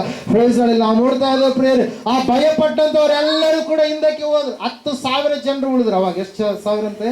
10,000 ಜನರು. ದೇವರು ನೋಡ್ತಾ ಇದ್ದಾನೆ, ಇವರಲ್ಲಿ ಇನ್ನೂ ಕೂಡ ಹೆಚ್ಚಿದ್ದಾರೆ. ನೀನು ಒಂದು ನದಿಯ ಕಡೆಗೆ ಬಾ, ಅಲ್ಲಿ ಬಂದಾಗ ನಾನು ಹೇಳಿದಂತೆ ನೀನು ಮಾಡು ಎಂಬುದಾಗಿ ಹೇಳಿದಾಗ ಆ ಸಮಯದಲ್ಲಿ ದೇವರು ಹೇಳ್ತಾ ಇದ್ದಾರೆ ಏನಂತ ಹೇಳಂತಂದ್ರೆ, ನಾಯಿಯಂತೆ ನೀರನ್ನ ನಾಲಿಗೆಯಿಂದ ನೆಕ್ಕುವವರನ್ನ, ಮೊಣಕಾಲೂರಿ ಕುಡಿಯುವವರನ್ನ ಬೇರೆ ಬೇರೆಯಾಗಿ ನಿಲ್ಲಿಸು ಎಂಬುದಾಗಿ ಹೇಳಿದಾಗ ಅವಾಗ ಕೈಯಿಂದ ನೀರನ್ನ ಬಾಯಿಗೆ ತೆಗೆದುಕೊಂಡು ನೆಕ್ಕಿದವರ ಸಂಖ್ಯೆ ಎಷ್ಟು ಜನ ಅಂತ್ರಿ? 300 ಜನರಂತೆ. ಹಲ್ಲೆಲೂಯಾ. 32,000 ಜನರಲ್ಲಿ 22,000 ಜನರು ಹೋದ್ರು. 10,000 ಜನರಲ್ಲಿ ಈಗ ಎಷ್ಟು ಸಾವಿರ ಜನರು ಹೋಗ್ತಾ ಇದ್ದಾರೆ? 9,700 ಜನರು ಏನ್ ಮಾಡ್ತಾ ಇದಾರೆ? ಹಿಂದಕ್ಕೆ ಹೋದ್ರು. ಪ್ರೇರೆ ಎಷ್ಟು ಜನ ಇದಾರೆ ಈಗ? 300 ಜನ. ಗಿದ್ಯೋನನ ಕೂಡಿ 301 ಜನ. ಹಲ್ಲೆಲೂಯಾ. ಇಲ್ಲ ನೋಡ್ತಾ ಇದ್ದೇವೆ, ವಾಕ್ಯ ಹೇಳ್ತಾ ಇದೆ ಸ್ಪಷ್ಟವಾಗಿ ಪ್ರಿಯರೇ, ದೇವರು ಯಾಕೆ ಈ ಸೂಚನೆಯನ್ನ ತರ್ತಾ ಇದ್ದಾನೆ. ಕೈಯಿಂದ ನೀರನ್ನ ಬಾಯಿಗೆ ತೆಗೆದುಕೊಂಡು ನೆಕ್ಕಿದವರ ಸಂಖ್ಯೆ ಎಂಬುದಾಗಿ ನಾವು ನೋಡ್ತಾ ಇದ್ದೇವೆ. ಹಲ್ಲೆಲೂಯ. ನೀರನ್ನ ತೆಗೆದುಕೊಂಡು ಏನ್ ಮಾಡಿದಂಥವ್ರು? ನೆಕ್ಕಿದಂಥವ್ರು ಪ್ರಿಯರೇ. ಹಲ್ಲೆಲೂಯ. Praise lord. ಯಾಕಂದ್ರೆ ಉಳಿದ ಜನರು ಏನ್ ಮಾಡ್ತಾ ಇದ್ರಂತವ್ರು? ಮೊಣಕಾಲೂರು ಹಂಗೆ ನೀರ ಏನಂತ ಹೇಳ್ತೈತಿ ಆ ಒಂದು ನದಿಯಲ್ಲಿ ಕುಡಿತಾ ಇದ್ದಾರೆ. ಹಲ್ಲೆಲೂಯ. ಇಲ್ಲಿ ನಾವು ದೇವರು ಒಂದು ಯಾವ ಒಂದು ಸಂದೇಶ ನಮಗೆ ಕೊಡ್ಲಿಕ್ಕೆ ಇಚ್ಛೆ ಪಡ್ತಾ ಇದ್ದಾನೆ ಅಂತಂದ್ರೆ, ಅಲ್ಲಿ ನಾವು ನೋಡ್ತಾ ಇದ್ದೇವೆ ಈ ಜನರು ಅಲರ್ಟ್ನೆಸ್ ಆಗಿರುವಂಥವ್ರು ಮಾತ್ರ 300 ಜನರು. ಎಷ್ಟು ಜನ ರೀ? 300 ಜನರು. ಯಾಕಂದ್ರೆ ಇವರಿಗೆ ಮಿದ್ಯಾನರು ಸಮೀಪಕ್ಕೆ ಬರ್ತಾರೆ, ಮಿದ್ಯಾನರು ನಮ್ಮ ಮೇಲೆ ಯುದ್ಧಕ್ಕೆ ಬರ್ತಾರೆ ಅಂತೇಳಿ ಅವರು ನೀರನ್ನು ತೆಗೆದುಕೊಂಡು ಏನ್ ಮಾಡ್ತಾ ಇದ್ದಾರೆ? ಬಾಯಿ ಹತ್ರ ತರ್ತಾ ಇದ್ದಾರೆ. ಒಂದು ಡಿಸಿಪ್ಲಿನ್ ಅನ್ನ ಆಚರಿಸ್ತಾ ಇದ್ದಾರೆ ಅವರು. ಹಲ್ಲೆಲೂಯ. ಒಂದು ವೇಳೆ ಹಿಂಗೆ ಎದುರಿಗೆ ಬಂದ್ರೆ ನಾವು ಅವ್ರ ಮೇಲೆ ಆದ್ರೂ ಹೋಗ್ಬೋದು, ಒಂದು ವೇಳೆ ತಪ್ಪಿಸ್ಕೊಂಡಾದ್ರೂ ನಾವು ಓಡೋದಕ್ಕೆ ಚಾನ್ಸಸ್ ಇರುತ್ತೆ ಎಂಬುದಾಗಿ. ಹಲ್ಲೆಲೂಯ. ಆದ್ರೆ ನಾವು ನೋಡ್ತಾ ಇದ್ದೇವೆ ಇನ್ನು ಉಳಿದಿರ್ತಕ್ಕಂಥ 9700 ಜನರು ಏನಿದ್ದಾರೆ ಅವರು ಮೈಮರೆತಂತ ಸ್ಥಿತಿಯಲ್ಲಿದ್ದಾರೆ. ಹಲ್ಲೆಲೂಯ. ಅವರು ಸೋಮಾರಿಗಳೋಪಾದಿಯಲ್ಲಿ ಇರುವಂತವರು ಆಗಿದ್ದಾರೆ. ಕೈಯಿಂದ ನೀರನ್ನು ಕೂಡ ಬಾಯಿಯ ಸಮೀಪಕ್ಕೆ ತೆಗೆದುಕೊಳ್ಳಲಾರದ ಹಾಗೆ ಅವ್ರು ಕಾಣಿಸ್ತಾ ಇದ್ದಾರೆ ಪ್ರಿಯರೇ. ಹಲ್ಲೆಲೂಯ. ಅಲ್ಲಿ ನಾವು ನೋಡ್ತಾ ಇದ್ದೇವೆ. ಅದಕ್ಕಾಗಿ ಪ್ರಿಯರೇ, ದೇವರು ಎಷ್ಟು ಜನರನ್ನ ಆಯ್ಕೆ ಮಾಡಿಕೊಂಡ್ರು? ಆ ಒಂದು 32,000 ಜನರಲ್ಲಿ 300 ಜನರನ್ನ ಆಯ್ಕೆ ಮಾಡಿಕೊಂಡ್ರು ಪ್ರಿಯರೇ. ಹಲ್ಲೆಲೂಯ. ಎಷ್ಟು ಜನರಿ? 300 ಜನರು. 32,000 ಜನರಲ್ಲಿ 300 ಜನರು ಅಂತಂದ್ರೆ ನಾವು ನೋಡ್ತಾ ಇದ್ವಿ ಎಷ್ಟು ಸಾವಿರ ಜನರು ಹಿಂದಕ್ಕೆ ಹೋದಂಗಾಯ್ತ್ರಿ?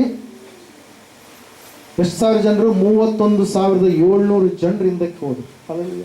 ಗಿದ್ಯೋನನಿಗೆ ಒಂದು ವೇಳೆ ಭಯ ಆವರಿಸಿದೆಯೇನು? ಅಯ್ಯೋ 300 ಜನರಿದ್ದಾರೆ, ಅವರಾದ್ರೂ ಅಸಂಖ್ಯಾತ ಜನರಿದ್ದಾರೆ. ದೇವರು ಹೇಳ್ತಾ ಇದ್ದಾನೆ, ಪರಾಕ್ರಮಶಾಲಿಯೇ ಗಿದ್ಯೋನನೇ, ನಾನು ನಿನಗೆ ಜಯವನ್ನ ಕೊಡ್ತೇನೆ ಎಂಬುದಾಗಿ, ನೀವು ಭಯಪಡುವಂಥದ್ದು ಬೇಡ ಎಂಬುದಾಗಿ ದೇವರ ವಾಕ್ಯದಲ್ಲಿ ನಾವು ನೋಡ್ತಾ ಇದ್ದೇವೆ ಪ್ರಿಯರೇ. ಅನೇಕ ಜನರಿಗೆ ಸುವಾರ್ತೆ ಎನ್ನುವಂಥದ್ದು ತಿಳಿಸಲ್ಪಡುತ್ತೆ, ಅನೇಕ ಜನರನ್ನು ದೇವರು ಕರಿತಾನೆ. ಆದ್ರೆ ದೇವರು ಆರಿಸಿಕೊಂಡಂಥವ್ರು ಎಷ್ಟು ಜನ ಅಂತ್ರಿ? ಸ್ವಲ್ಪ ಜನ. ಕರೆಯಲ್ಪಟ್ಟವರು ಬಹು ಜನ, ಆದ್ರೆ ಆಯಲ್ಪಟ್ಟವರು ಸ್ವಲ್ಪ ಜನ ಮಾತ್ರ ಎಂಬುದಾಗಿ. ಹಲ್ಲೆಲೂಯ. ಕೆಲವರು ಭಯಪಟ್ಟು ದೇವರಿಂದ ದೂರ ಆಗ್ತಾರೆ, ಕೆಲವೊಬ್ಬರು ಸೋಮಾರಿಗಳಾಗಿ ಶಿಸ್ತನ್ನ, ಭಕ್ತಿಯಲ್ಲಿ ಶಿಸ್ತನ್ನ ಪಾಲಿಸದೆ ಹಿಂದಕ್ಕೆ ತಿರುಗಿ ಅವರು ದೇವರಿಂದ ದೂರ ಆಗ್ತಾರೆ. ಆದ್ರೆ ಕೆಲವರು ಮಾತ್ರ ಕ್ರಮಬದ್ಧವಾಗಿ ತಮ್ಮ ನಾಯಕನನ್ನು ನೋಡುತ್ತಾ ಓಡುತ್ತಾ ಮುಂದಕ್ಕೆ ಹೋಗುವಂಥವರು ಸ್ವಲ್ಪ ಜನ ಮಾತ್ರ ಪ್ರಿಯರು. ಅದಕ್ಕಾಗಿ ನಾವು ನೋಡ್ತಾ ಇದ್ದೇವೆ, ಸತ್ಯವೇದ ಹೇಳ್ತಾ ಇದೆ ಸ್ಪಷ್ಟವಾಗಿ ಏನಂತ ಹೇಳಿ ಅಂತಂದ್ರೆ, ಕರೆಯಲ್ಪಟ್ಟವರು ಬಹಳ ಜನ, ಆದರೆ ಆಯಲ್ಪಟ್ಟವರು ಸ್ವಲ್ಪ ಜನ ಎಂಬುದಾಗಿ. ಇಷ್ಟೆಲ್ಲ ಜನರ ಮಧ್ಯದಲ್ಲಿ ದೇವರು ಸ್ವಲ್ಪ ಜನರನ್ನ ಆಯ್ಕೆ ಮಾಡಿಕೊಳ್ತಾನೆ. ಹಲ್ಲೆಲೂಯ. ಭೂಮಿಯಲ್ಲಿ ಎಷ್ಟೋ ಜನರ ಮಧ್ಯದಲ್ಲಿ ದೇವರು ನಮ್ಮನ್ನು ಏನ್ ಮಾಡಿದಾನೆ? ಆಯ್ಕೆ ಮಾಡಿಕೊಂಡಿದ್ದಾನೆ ಪ್ರಿಯರೇ. ಹಲ್ಲೆಲೂಯ. Praise lord. ನೀವು ನೆನೆಸ್ರಿ, ಪ್ರಾರಂಭದಲ್ಲಿ ನಿಮ್ಮ ಅಕ್ಕಪಕ್ಕದಲ್ಲಿ ಬೇರೆ ಬೇರೆಯವರೆಲ್ಲ ಕೂತ್ಕೊಳ್ತಾ ಇದ್ರು. ಅವ್ರು ಇವತ್ತಿನ ದಿವಸ ನಮ್ಮ ಮಧ್ಯದಲ್ಲಿ ಕಾಣಿಸ್ತಾ ಇದ್ರು. ಅವ್ರು ಏನಾದ್ರು ಬಂಡೆ ನೆಲದ ಮೇಲೆ ಬಿದ್ದ ಬೀಜದೋಪಾದಿಯಲ್ಲಿ, ನೆಲದೋಪಾದಿಯಲ್ಲಿ ಇದ್ದವರಾಗಿ ಅವ್ರೇನಾದ್ರಿ ಫಲ ಕೊಡಲಾರದೆ ಹಿಂದಕ್ಕೆ ಹೋಗ್ಬೇಕು. ಇನ್ನು ಕೆಲವು ಜನರು ದೇವರ ವಾಕ್ಯವನ್ನು ಸ್ವೀಕರಿಸಲಾರದೆ, ಈ ವಾಕ್ಯ ನಮಗೆ ಬೇಡ ಎಂಬುದಾಗಿ ದಾರಿಯ ನೆಲದ ಪಕ್ಕದಲ್ಲಿ ಬಿದ್ದ ಬೀಜದೋಪಾದಿಯಲ್ಲಿ, ನೆಲದೋಪಾದಿಯಲ್ಲಿ ಇದ್ದವರಾಗಿ ಅವರು ದೇವರಿಂದ ದೂರ ಹೋಗ್ಬಿಟ್ರು. ಇನ್ನೂ ಕೆಲವು ಜನರು ಈ ಲೋಕದ ಐಶ್ವರ್ಯ, ಈ ಲೋಕದ ಚಿಂತೆ, ಈ ಲೋಕದಲ್ಲಿರ್ತಕ್ಕಂಥ ಕೆಲವೊಂದು ವಿಷಯಗಳಿಗೆ ಬೇಸತ್ತವರಾಗಿ ಅದೇ ಈ ಲೋಕನೇ ಮುಖ್ಯ ಎಂಬುದಾಗಿ ನೆನೆಸಿ ಆ ಒಂದು ಕಾರ್ಯಗಳು ಅವರನ್ನು ಅಡಗಿಸಿ ಬಿಟ್ಟದರಿಂದ ಅವರು ಫಲ ಕೊಡಲಾರದೆ ಅವ್ರ ಹಿಂದಕ್ಕೆ ಹೋಗ್ಬಿಟ್ರು ಪ್ರೇರೆ. ಆದರೆ ಆಯ್ಕೆ ಮಾಡಿಕೊಂಡಂತ ನೀವು ಮಾತ್ರ ಸ್ಥಿರವಾಗಿ ಹಾಗೆಯೇ ಇದ್ದವರಾಗಿದ್ರಿ. ಹಲ್ಲೆಲೂಯಾ. Praise lord. ದೇವರ ವಾಕ್ಯ ಹೇಳ್ತಾ ಇದೆ ಪ್ರೇರೆ ಸ್ಪಷ್ಟವಾಗಿ, 300 ಜನರ ಮೂಲಕವಾಗಿ ದೇವರು ಜಯವನ್ನು ಕೊಡ್ತೀನಿ ಎಂಬುದಾಗಿ ಹೇಳ್ತಾ ಇದ್ದಾರೆ. ಹಲ್ಲೆಲೂಯಾ. Praise lord. ಯಾಕಂದ್ರೆ ಪ್ರಿಯರೇ, ದೇವ್ರ ವಾಕ್ಯ ಹೇಳುತ್ತೆ, ನಾನೇ ನಿನ್ನ ಸಂಗಡ ಇರ್ತೀನಿ ಎಂಬುದಾಗಿ. ದೇವರು ಹೇಳಿರುವಂಥದ್ದು ಮಾತ್ರವಲ್ಲ, ದೇವರು ಹೇಳ್ತಾ ಇದ್ದಾನೆ ಅಂತೇಳಿ, ಮಿಥ್ಯಾನರೆಲ್ಲರನ್ನ ಒಬ್ಬ ಮನುಷ್ಯನನ್ನೋ ಎಂಬಂತೆ ನೀನೇನ್ ಮಾಡ್ತೀಯಾ? ಸಂಹರಿಸ್ತೀಯಾ? ಹಲ್ಲೆಲೂಯಾ. ನೀವೇನು ಯುದ್ಧ ಮಾಡುವಂಥದ್ದು ಬೇಕಾಗಿಲ್ಲ ಎಂಬುದಾಗಿ ಹೇಳಿದ ರೀತಿಯಲ್ಲಿ ಈ ಕಾರ್ಯ ಇಲ್ಲಿ ಜರುಗ್ತಾ ಇದೆ ಪ್ರಿಯರೇ. ನಾವು ನೋಡ್ತಾ ಇದ್ದೇವೆ, ದೇವರು ಹೇಳಿದ ರೀತಿಯಲ್ಲೇ ಮಿದ್ಯಾನ್ಯರು ಪಾಳೆಯ ಮಾಡಿಕೊಂಡಂತ ಸಮಯದಲ್ಲಿ ಈ ಗಿದ್ಯೋನನಿಗೆ ಒಂದು ಕಡೆ ಧೈರ್ಯ ಇದೆ, ಇನ್ನೊಂದು ಕಡೆಗೆ ನಮ್ಮ ಕಡೆಗೂ ಕೂಡ ಜನ ಜಾಸ್ತಿ ಇದ್ರೆ ನಮಗೆ ಇನ್ನೂ ಬೇಗ ಸುಲಭವಾಗಿ ಜಯ ಸಿಗ್ತಿತ್ತೇನೋ ಎನ್ನುವಂತ ಆಲೋಚನೆ ಇರಬಹುದೇನೋ. ಅಲ್ಲಿ ನಾವು ನೋಡ್ತಾ ಇದ್ದೇವೆ ಪ್ರೇರ 12ನೇ ವಚನದಲ್ಲಿ, ಮಿದ್ಯಾನ್ಯರು, ಅಮಾಲೇಕ್ಯರು, ಮೂಡಣ ದೇಶದವರು ಮಿಡತೆಗಳಂತೆ ಗುಂಪಾಗಿ ತಗ್ಗಿನಲ್ಲಿ ಇಳುಕೊಂಡು ಇದ್ದರು ಎಂಬುದಾಗಿ. ಅವರ ಒಂಟೆಗಳು ಸಮುದ್ರ ತೀರದ ಮರಳಿನಂತೆ ಅಸಂಖ್ಯವಾಗಿದ್ದವು. ಗಿದ್ಯೋನನು ಬಂದಾಗ ಅವರೆಲ್ಲೊಬ್ಬನು ತನ್ನ ಜೊತೆಗಾರನಿಗೆ, ಹಲ್ಲೆಲೂಯಾ, ನಾವು ನೋಡ್ತಾ ಇದ್ದೇವೆ. ದೇವರು ಹೇಳ್ತಾ ಇದ್ದಾನೆ, ಗಿದ್ಯೋನನ ಒಂದು ವೇಳೆ ಈ ಜನರನ್ನು ನೋಡಿ ನೀನು ಭಯಪಡ್ತಾ ಇದೆಯೇನು, ನಾನು ನಿನಗೆ ಒಂದು ಗುರುತನ್ನ ಕೊಡ್ತಾ ಇದ್ದೆ. ಅಲ್ಲಿ ಏನಂತ ಹೇಳ್ತಾ ಇದ್ದಾನೆ ದೇವರು, ಒಂದು ಗುರುತನ್ನ ಕೊಡ್ತಾ ಇದ್ದಾನೆ. ನೀನು ಈಗ ಆ ಜನರ ಮಧ್ಯದಲ್ಲಿ ಹೋಗು. ಎಲ್ಲಿ ಹೋಗಿ ನೀನು? ಆ ಪಾಳೆಯದ ಮಧ್ಯದಲ್ಲಿ ಹೋಗು. ಪಾಳೆಯದ ಮಧ್ಯದಲ್ಲಿ ಹೋದಾಗ ನಿನಗೆ ಯಾವ ರೀತಿಯಾಗಿ ನೀನು ಅವರ ಮೇಲೆ ಬೀಳಬೇಕೆನ್ನುವಂಥ ಧೈರ್ಯ ಎನ್ನುವಂಥದ್ದು, ಸ್ಥೈರ್ಯ ಎನ್ನುವಂಥದ್ದು ನಿನಗೆ ಸಿಗುತ್ತೆ ಎಂಬುದಾಗಿ ಹೇಳಿದಾಗ, ತನ್ನ ಸೇವಕನಾದಂಥ ಪುರ ಎನ್ನುವಂಥ ವ್ಯಕ್ತಿಯನ್ನು ಕರೆದುಕೊಂಡು ಗಿದ್ಯೋನನು ಹೋದಾಗ ಅಲ್ಲಿಬ್ಬರು ವ್ಯಕ್ತಿಗಳು ಮಾತಾಡಿಕೊಳ್ತಾ ಇದ್ದಾರೆ ಪ್ರೇಯರ್. ಏನಂತ ಹೇಳಿ, ಅಯ್ಯೋ ನಾನೊಂದು ಕನಸನ್ನ ಕಂಡೆ, ಆ ಕನಸಿನಲ್ಲಿ ಒಂದು ಜವೆಗೋದಿಯ ರೊಟ್ಟಿ ಉರುಳುತ್ತಾ ಬಂದು ಏನ್ ಮಾಡ್ತಂತೆ, ನಮ್ಮ ಡೇರೆಯನ್ನ ತಗಲಿ ಅಡಿಮೇಲಾಗಿ ಅದನ್ನು ಬೀಳಿಸಿ ಬಿಟ್ಟಿತು ಎಂಬುದಾಗಿ ಹೇಳಿದಾಗ, ಆ ಒಂದು ಮಾತನ್ನ ಹೇಳಿದಂಥ ವ್ಯಕ್ತಿಯ ಸಂಗಡ ಇರ್ತಕ್ಕಂಥ ಸಂಭಾಷಣೆಗಾರ ಇನ್ನೊಬ್ಬ ವ್ಯಕ್ತಿ ಹೇಳ್ತಾ ಇದ್ದಾನೆ. ಏನಂತ ಹೇಳತ್ತಂದ್ರೆ, ಇದು ನಿಜವಾಗಿ ಇಸ್ರಾಯೇಲನಾದ ಯೋವಾಷನ ಮಗ ಗಿದ್ಯೋನನ ಕತ್ತಿಯೇ ಹೊರತು ಮತ್ತೊಂದಲ್ಲ. ದೇವರು ಮಿದ್ಯಾನ್ಯರನ್ನ ಅವರ ಪಾಳೆಯಗಳನ್ನ ಅವನ ಕೈಗೆ ಒಪ್ಪಿಸಿದನು ಎಂಬುದಾಗಿ ಹೇಳಿದನು ಅಂತೇಳಿ. ಹಲ್ಲೆಲೂಯಾ. ನಾವು ನೋಡ್ತಾ ಇದ್ದೇವೆ ಪ್ರಿಯರೇ, ದೇವರು ಇನ್ನೂ ಧೈರ್ಯವನ್ನು ಕೊಡ್ತಾ ಇದ್ದಾರೆ. ಯಾರಿಗೆ? ಗಿದ್ಯೋನನಿಗೆ. ಏನಂತ ಹೇಳಿ ಧೈರ್ಯ ಕೊಡ್ತಾ ಇದ್ದಾರೆ? ಜಯ ನಿನ್ನದೇ, ನೀನು ಭಯ ಪಡೋದಕ್ಕೆ ಹೋಗಬೇಡ. ಅಲ್ಲಿರ್ತಕ್ಕಂಥ ಶತ್ರು ಸೈನಿಕರಿಗೆ ಭಯ ಹುಟ್ಟಿದೆ. ಏನಂತ ಹೇಳಿ, ಒಂದು ಕನಸು, ಜವೆಗೋದಿಯ ರೊಟ್ಟಿ ಬಂದು ಏನ್ ಮಾಡ್ಲಿಕ್ಕಿದೆ, ಬೀಳಲಿಕ್ಕಿದೆ. ಆ ಒಂದು ಜವೆಗೋದಿಯ ರೊಟ್ಟಿ ಬಂದು ಬಿದ್ದಾಗ ಅದಕ್ಕೆ ತಗಲಿದಂಥ ಸಮಯದಲ್ಲಿ ಅದು ಅಡಿಮೇಲಾಗಿ ನಿಂತುಕೊಳ್ಳಿತು ಎಂಬುದಾಗಿ ಹೇಳಿದಾಗ, ಇನ್ನೊಬ್ಬ ವ್ಯಕ್ತಿ ಕನಸಿಗೆ ಅರ್ಥವನ್ನು ಹೇಳಿದ, ಅದು ಗಿದ್ಯೋನನ ಕತ್ತಿಯೇ ಹೊರತು ಮತ್ತೊಂದು ಅಲ್ಲ ಎಂಬುದಾಗಿ. ಹಲ್ಲೆಲೂಯಾ. ಯಾವ ಗಿದ್ಯೋನ, ಅಂಜಬುರುಕನಾದಂಥ ಗಿದ್ಯೋನ, ಇಲ್ಲಿ ನಾವು ನೋಡ್ತಾ ಇದ್ದೇವೆ, ಮಿದ್ಯಾನರಿಗೆ ಭಯಪಟ್ಟು ಒಂದು ಸ್ಥಳದಲ್ಲಿ ಅಡಗಿಕೊಂಡು ಕೆಲಸ ಮಾಡುವಂತ ಗಿದ್ಯೋನ ಈ ಸಮಯದಲ್ಲಿ ಏನ್ ಮಾಡ್ತಾ ಇದ್ದಾನ್ರಿ, ಆ ಪಾಳೆಯದ ಒಳಗಡೆ ಅವನು ನುಗ್ಗುತ್ತಾ ಇದ್ದಾನೆ ಪ್ರಿಯರೇ. ಹಲ್ಲೆಲೂಯಾ. Praise god. ತಪ್ಪನ್ನ ತೆಗೆದು ಹಾಕಿಕೊಂಡ ಮೇಲೆ, ಪಾಪವನ್ನು ತೆಗೆದು ಹಾಕಿಕೊಂಡ ಮೇಲೆ ದೇವರು ನಿನ್ನ ಸಂಗಡ ಇರುವಂತ ಸಮಯದಲ್ಲಿ ನೀನು ಎಲ್ಲ ಕಡೆಗೂ ಕೂಡ ನೀನು ಹೆಂಗ್ ಹೋಗ್ಬೋದ್ರಿ, ಧೈರ್ಯವುಳ್ಳವನಾಗಿ ಹೋಗ್ಬೋದು. ನೀನು ಯಾವ ವಿಷಯಕ್ಕೂ ಕೂಡ ಭಯಪಡುವಂಥದ್ದು ಬೇಕಾಗಿಲ್ಲ. ಯಾಕಂದ್ರೆ ದೇವರು ನಿನ್ನ ಪಕ್ಷವಾಗಿದ್ದಾನೆ, ದೇವರು ನಿನ್ನ ಜೊತೆಗಾರನಾಗಿದ್ದಾನೆ, ದೇವರು ನಿನ್ನ ಸಂಗಡಿಗನಾಗಿದ್ದಾನೆ. ಅದಕ್ಕಾಗಿ ನಮ್ಮನ್ನ ದೇವರು ವಾಕ್ಯ ಹೇಳ್ತಾ ಇದೆ, ಏನಂತ ಹೇಳಿ, ಸೈನಿಕರು ಎಂಬುದಾಗಿ. ನಾವು ಏನಾಗಿದ್ದೇವೆ? ಸೈನಿಕರಾಗಿದ್ದೇವೆ. ಸೈನಿಕನು ಯಾರಿಗೋಸ್ಕರವಾಗಿ ಕೆಲಸ ಮಾಡ್ತಾನ್ರಿ? ದೇಶಕ್ಕೋಸ್ಕರವಾಗಿ ಕೆಲಸ ಮಾಡ್ತಾನೆ. ತನ್ನ ಹೆಂಡತಿಯನ್ನ, ಮಕ್ಕಳನ್ನ, ತಂದೆಯನ್ನ, ತಾಯಿಯನ್ನ ತೊರೆದು ಬಿಟ್ಟು ಯಾರಿಗೋಸ್ಕರ ಕೆಲಸ ಮಾಡ್ತಾನೆ? ದೇಶಕ್ಕೋಸ್ಕರವಾಗಿ, ದೇಶ ಕ್ಷೇಮಕ್ಕೋಸ್ಕರವಾಗಿ.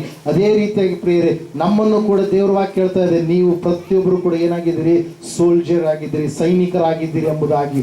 ನೀವು ಸಂಪೂರ್ಣವಾಗಿ ಯುದ್ಧ ಭೂಮಿಯಲ್ಲಿ ಇರುವಂತವರಾಗಿದ್ದೀರಿ. ಅದರ ಸಲುವಾಗಿ 10ನೇ ವಚನದಲ್ಲಿ ಎಫೆಸರಿಗೆ ಬರೆದ ಪತ್ರಿಕೆಯಲ್ಲಿ ನಾವು ನೋಡ್ತಾ ಇದ್ದೇವೆ, ನಾವು ಹೋರಾಡುವುದು ಮನುಷ್ಯ ಮಾತ್ರದವರ ಸಂಗಡ ಅಲ್ಲ, ನಾವು ಹೋರಾಟ ಮಾಡುವಂತ ಸೈನಿಕರಾಗಿದ್ದೇವೆ. ಹಲ್ಲೆಲೂಯಾ.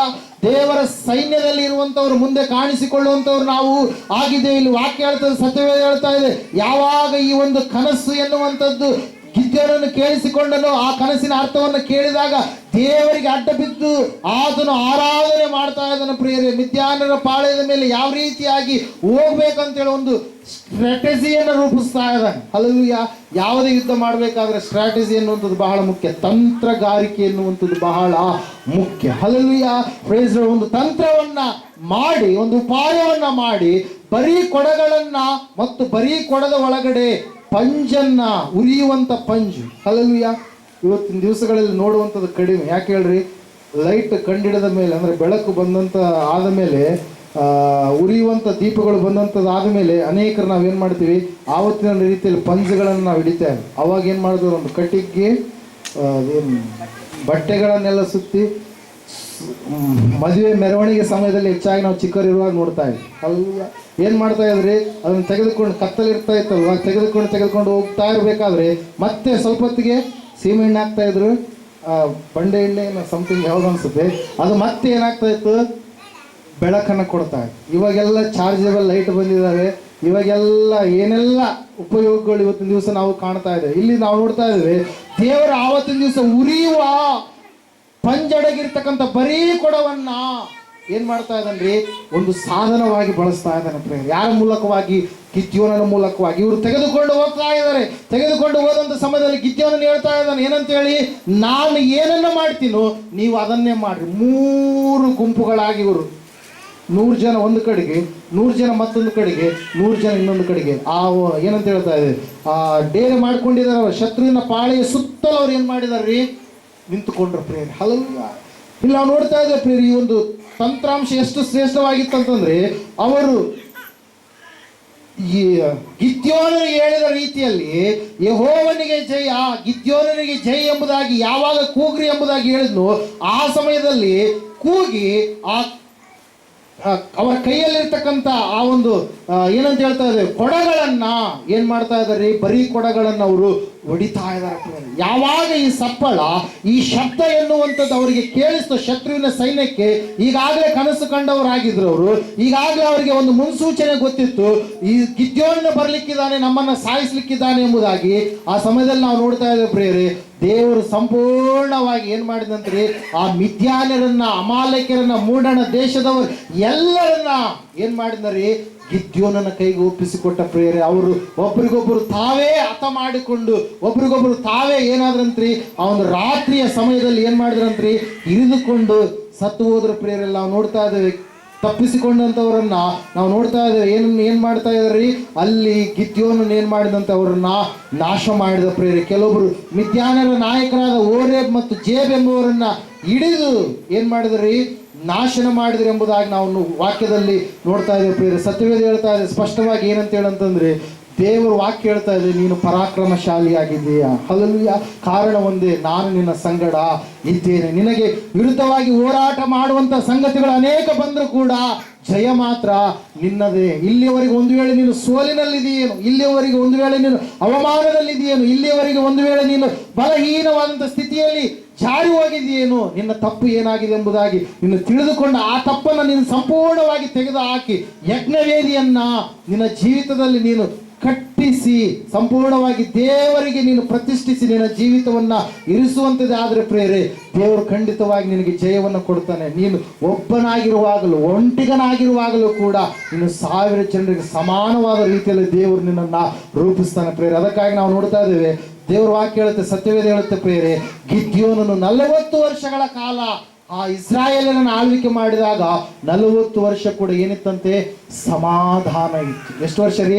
40 ವರ್ಷ ಸಮಾಧಾನ. ದೇವರು ಆಯ್ಕೆ ಮಾಡಿಕೊಂಡಂತ ವ್ಯಕ್ತಿ, ದೇವರು ಏರ್ಪಾಟು ಮಾಡಿರ್ತಕ್ಕಂಥ ವ್ಯಕ್ತಿ ನಾವು ನೋಡ್ತಾ ಇದ್ದೇವೆ ಪ್ರಿಯರೇ. ಗಿದ್ಯೋನನ ಮೂಲಕವಾಗಿ ಸಮಾಧಾನ 40 ವರ್ಷಗಳ ಕಾಲ ಇತ್ತು ಪ್ರಿಯರಲ್ಲಿ. ನಾವು ನೋಡ್ತಾ ಇದ್ದೇವೆ, ಆ ಜನರು ಬಂದು ಕೇಳ್ತಾ ಇದ್ದಾರೆ, ಇಸ್ರಾಯೇಲರು ಬಂದು ಕೇಳ್ತಾ ಇದ್ದಾರೆ, ಗಿದ್ಯೋನನೇ, ನಮಗಂತೂ ಮಿದ್ಯಾನರಿಂದ, ಅಮಾಲೇಕ್ಯರಿಂದ, ಮೂಡಣ ದೇಶದವರಿಂದ ನೀನು ಬಿಡುಗಡೆಯನ್ನು ಕೊಟ್ಟೆ, ನೀನೇ ನಮಗೆ ನಾಯಕನಾಗಿರಬೇಕು. ನಿನ್ನ ಮಕ್ಕಳು, ನಿನ್ನ ಮುಂದೆ ಹುಟ್ಟಲಿಕ್ಕಿರ್ತಕ್ಕಂಥ ಮಕ್ಕಳು, ಮೊಮ್ಮಕ್ಕಳು, ನೀವುಗಳೇ ನಮ್ಮನ್ನು ಆಳ್ವಿಕೆ ಮಾಡ್ರಿ, ಅರಸರಂತೆ ನೀವೇ ಇರ್ರಿ ಎಂಬುದಾಗಿ ಹೇಳಿದಾಗ ಗಿದ್ಯೋನನಲ್ಲಿ ಇರ್ತಕ್ಕಂಥ ಒಂದು ಶ್ರೇಷ್ಠವಾದಂಥ ವಿಚಾರ ಪ್ರಿಯರೇ. 23ನೇ ವಚನದಲ್ಲಿ 8ನೇ ಅಧ್ಯಾಯದಲ್ಲಿ ನಾವು ನೋಡ್ತಾ ಇದ್ದೇವೆ, ನಾನಾಗಲಿ ನನ್ನ ಮಗನಾಗಲಿ ನಿಮ್ಮನ್ನ ಆಳುವುದಿಲ್ಲ, ಯೆಹೋವನೇ ನಿಮ್ಮ ಅರಸನಾಗಿರುವನು ಎಂಬುದಾಗಿ. ಹಲ್ಲೆಲೂಯಾ.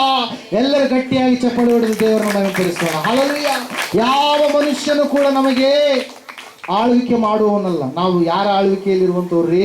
ದೇವರ ಆಳ್ವಿಕೆಯಲ್ಲಿರುವಂಥವ್ರು. ದೇವರೇ ನಮಗೆ ಅರಸನಾಗಿರ್ತಕ್ಕಂಥ ದೇವರಾಗಿದ್ದಾನೆ. ದೇವರ ವಾಕ್ಯದಲ್ಲಿ ನಾವು ನೋಡ್ತಾ ಇದ್ದೇವೆ, ಗಿದ್ಯೋನನ್ನು ಅಂದುಕೊಳ್ಳಬಹುದಾಗಿತ್ತು, ಅಯ್ಯೋ ನೀವೆಲ್ಲರೂ ನನ್ನ ಕೆಳಗಡೆ ಬಂದ್ರೆ, ನೀವೆಲ್ಲರೂ ನನಗೆ ಗುಲಾಮರಾಗಿದ್ರೆ ನಾನು ನಿಮ್ಮನ್ನು ಆಳ್ವಿಕೆ ಮಾಡ್ತೀನಿ ಎಂಬುದಾಗಿ ನೆನೆಸಬಹುದಾಗಿತ್ತು. ಯಾಕಂದ್ರೆ ಗಿದ್ಯೋನನು ಪರಾಕ್ರಮಶಾಲಿಯಾಗಿ ಬದಲಾವಣೆ ಆದಂತಹ ವ್ಯಕ್ತಿಯಾಗಿದ್ದ. ಆದರೆ ಗಿದ್ಯೋನನ್ನು ನಾವು ನೋಡ್ತಾ ಇದ್ದೇವೆ, ಗಿದ್ಯೋನನ್ನು ಹೇಳ್ತಾ ಇದ್ದೆ ಏನಂತ ಹೇಳಿ, ನಾನಾಗಲಿ ನನ್ನ ಮಗನಾಗಲಿ ನಿಮ್ಮನ್ನು ಆಳುವುದಿಲ್ಲ, ಯೆಹೋವನೇ ನಿಮಗೆ ಅರಸನಾಗಿರುವನು ಎಂಬುದಾಗಿ. ಹಲ್ಲೆಲೂಯಾ.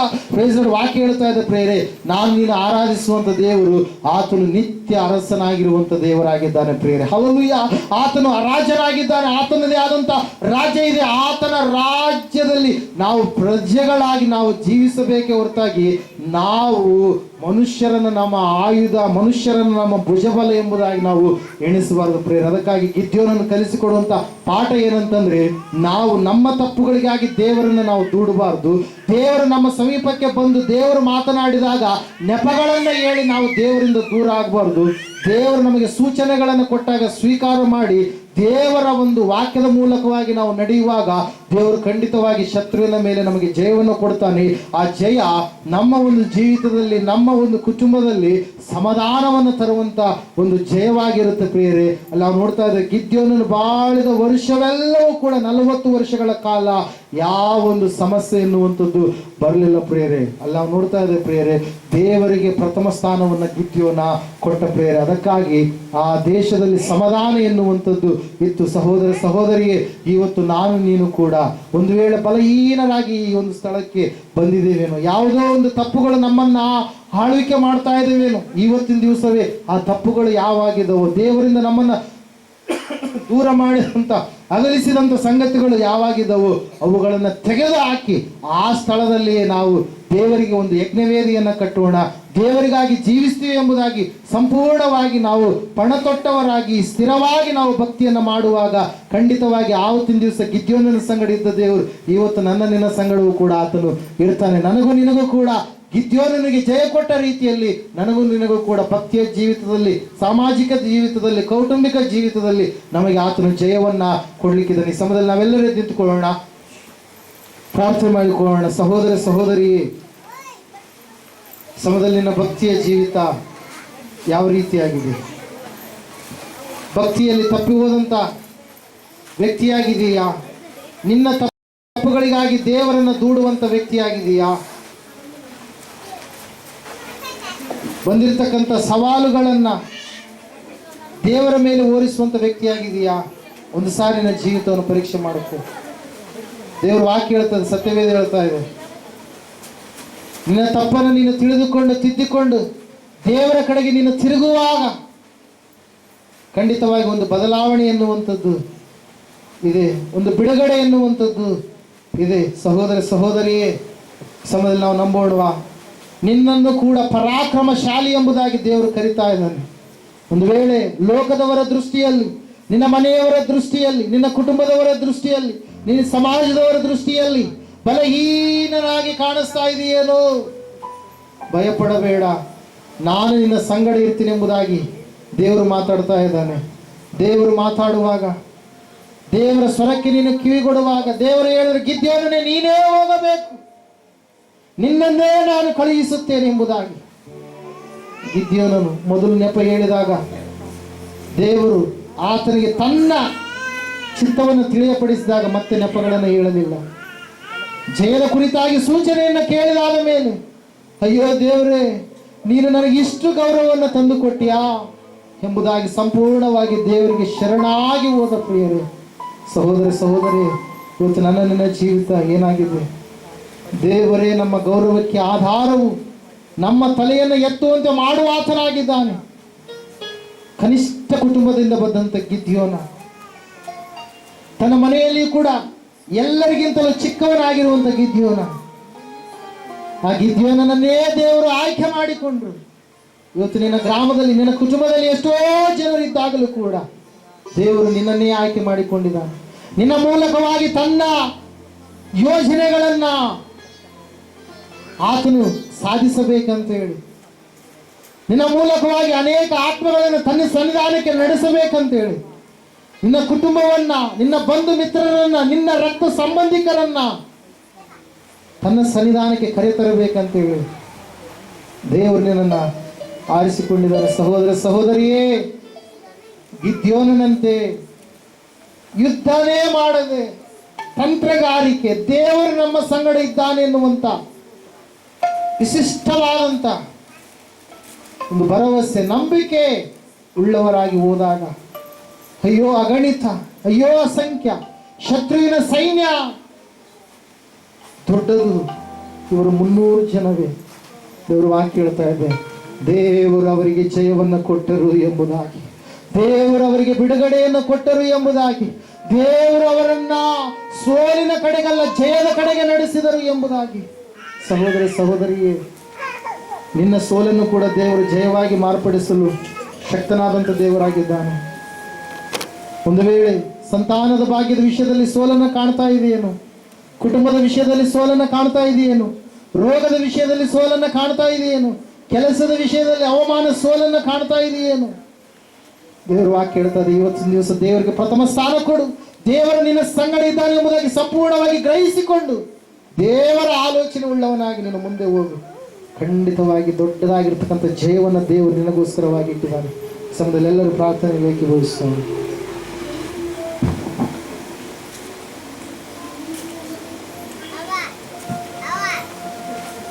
ಪ್ರಾರ್ಥನೆ. ಸರ್ವಶಕ್ತಿಯುಳ್ಳ ದೇವರು, ಕರುಣಾನಿಧಿಯ ತಂದೆ ಸ್ತೋತ್ರ. ಅದ್ಭುತವಾಗಿ, ಆಶ್ಚರ್ಯಕರವಾಗಿ, ಬಲಹೀನವಾಗಿರುವಂಥ ವ್ಯಕ್ತಿಗಳನ್ನು ಆರಿಸಿಕೊಂಡು ಬಲವಾದ ಕಾರ್ಯವನ್ನು ಮಾಡುವುದಕ್ಕಾಗಿ ನಿಮ್ಮ ಜೊತೆಗೆ ಇರುತ್ತೀನಿ ಎಂಬುದಾಗಿ ಅಭಯ ನೀಡೋದಕ್ಕಾಗಿ ಸ್ತೋತ್ರ. ಒಳ್ಳೆ ದೇವರು, ಒಳ್ಳೆ ಕರ್ತನ, ಒಳ್ಳೆ ರಕ್ಷಕ ನೀನಾಗಿದೆ. ನೀನು ನಡೆಸಿದ್ದಕ್ಕಾಗಿ ಸ್ತೋತ್ರ. ನೀನು ನಡೆಸಿದ್ದಕ್ಕಾಗಿ ಸ್ತೋತ್ರ. ಬಲವಾದ ಕಾರ್ಯಗಳನ್ನು ಮಾಡಲು ಬಲಹೀನನ್ನು ಆರಿಸಿಕೊಂಡು ಕರ್ತನೆ ಲೋಕದಲ್ಲಿ ಗಣನೆಗೆ ಬಾರದೇ ಇರತಕ್ಕಂಥವರನ್ನು ಆರಿಸಿಕೊಂಡು ಗಣ್ಯರನ್ನಾಗಿ ಮಾಡುವುದಕ್ಕಾಗಿ ಕರ್ತನೇ ನೀನು ಆಯ್ಕೆ ಮಾಡೋದಕ್ಕಾಗಿ ಸ್ತೋತ್ರ. ಹೌದು ಕರ್ತನೆ, ಜಯದ ಬಗ್ಗೆ ನೀನು ನಮಗೆ ಕೊಟ್ಟಿರುವ ಸಂದೇಶಕ್ಕಾಗಿ ಸ್ತೋತ್ರ.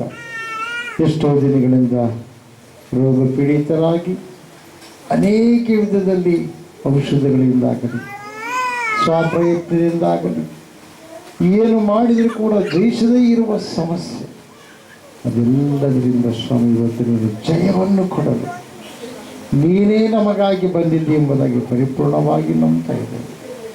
ದೇವರೇ, ನೀನು ಜಯವನ್ನು ಅನುಗ್ರಹ ಮಾಡಿದಕ್ಕಾಗಿ ಸ್ತೋತ್ರ.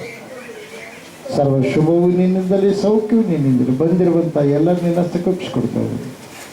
ಎಲ್ಲರಿಗೂ ಶುಭೇಚ್ಛೆ ರಕ್ಷಿಸಿಕೊಂಡು ಎಲ್ಲರಿಗೂ ನಮ್ಮ ಯೇಸು ಕ್ರಿಸ್ತನ ಎಲ್ಲರೂ ಬೇಕು. ಆಮೇಲೆ ಹಲ್ಲೆಲೂಯಾ.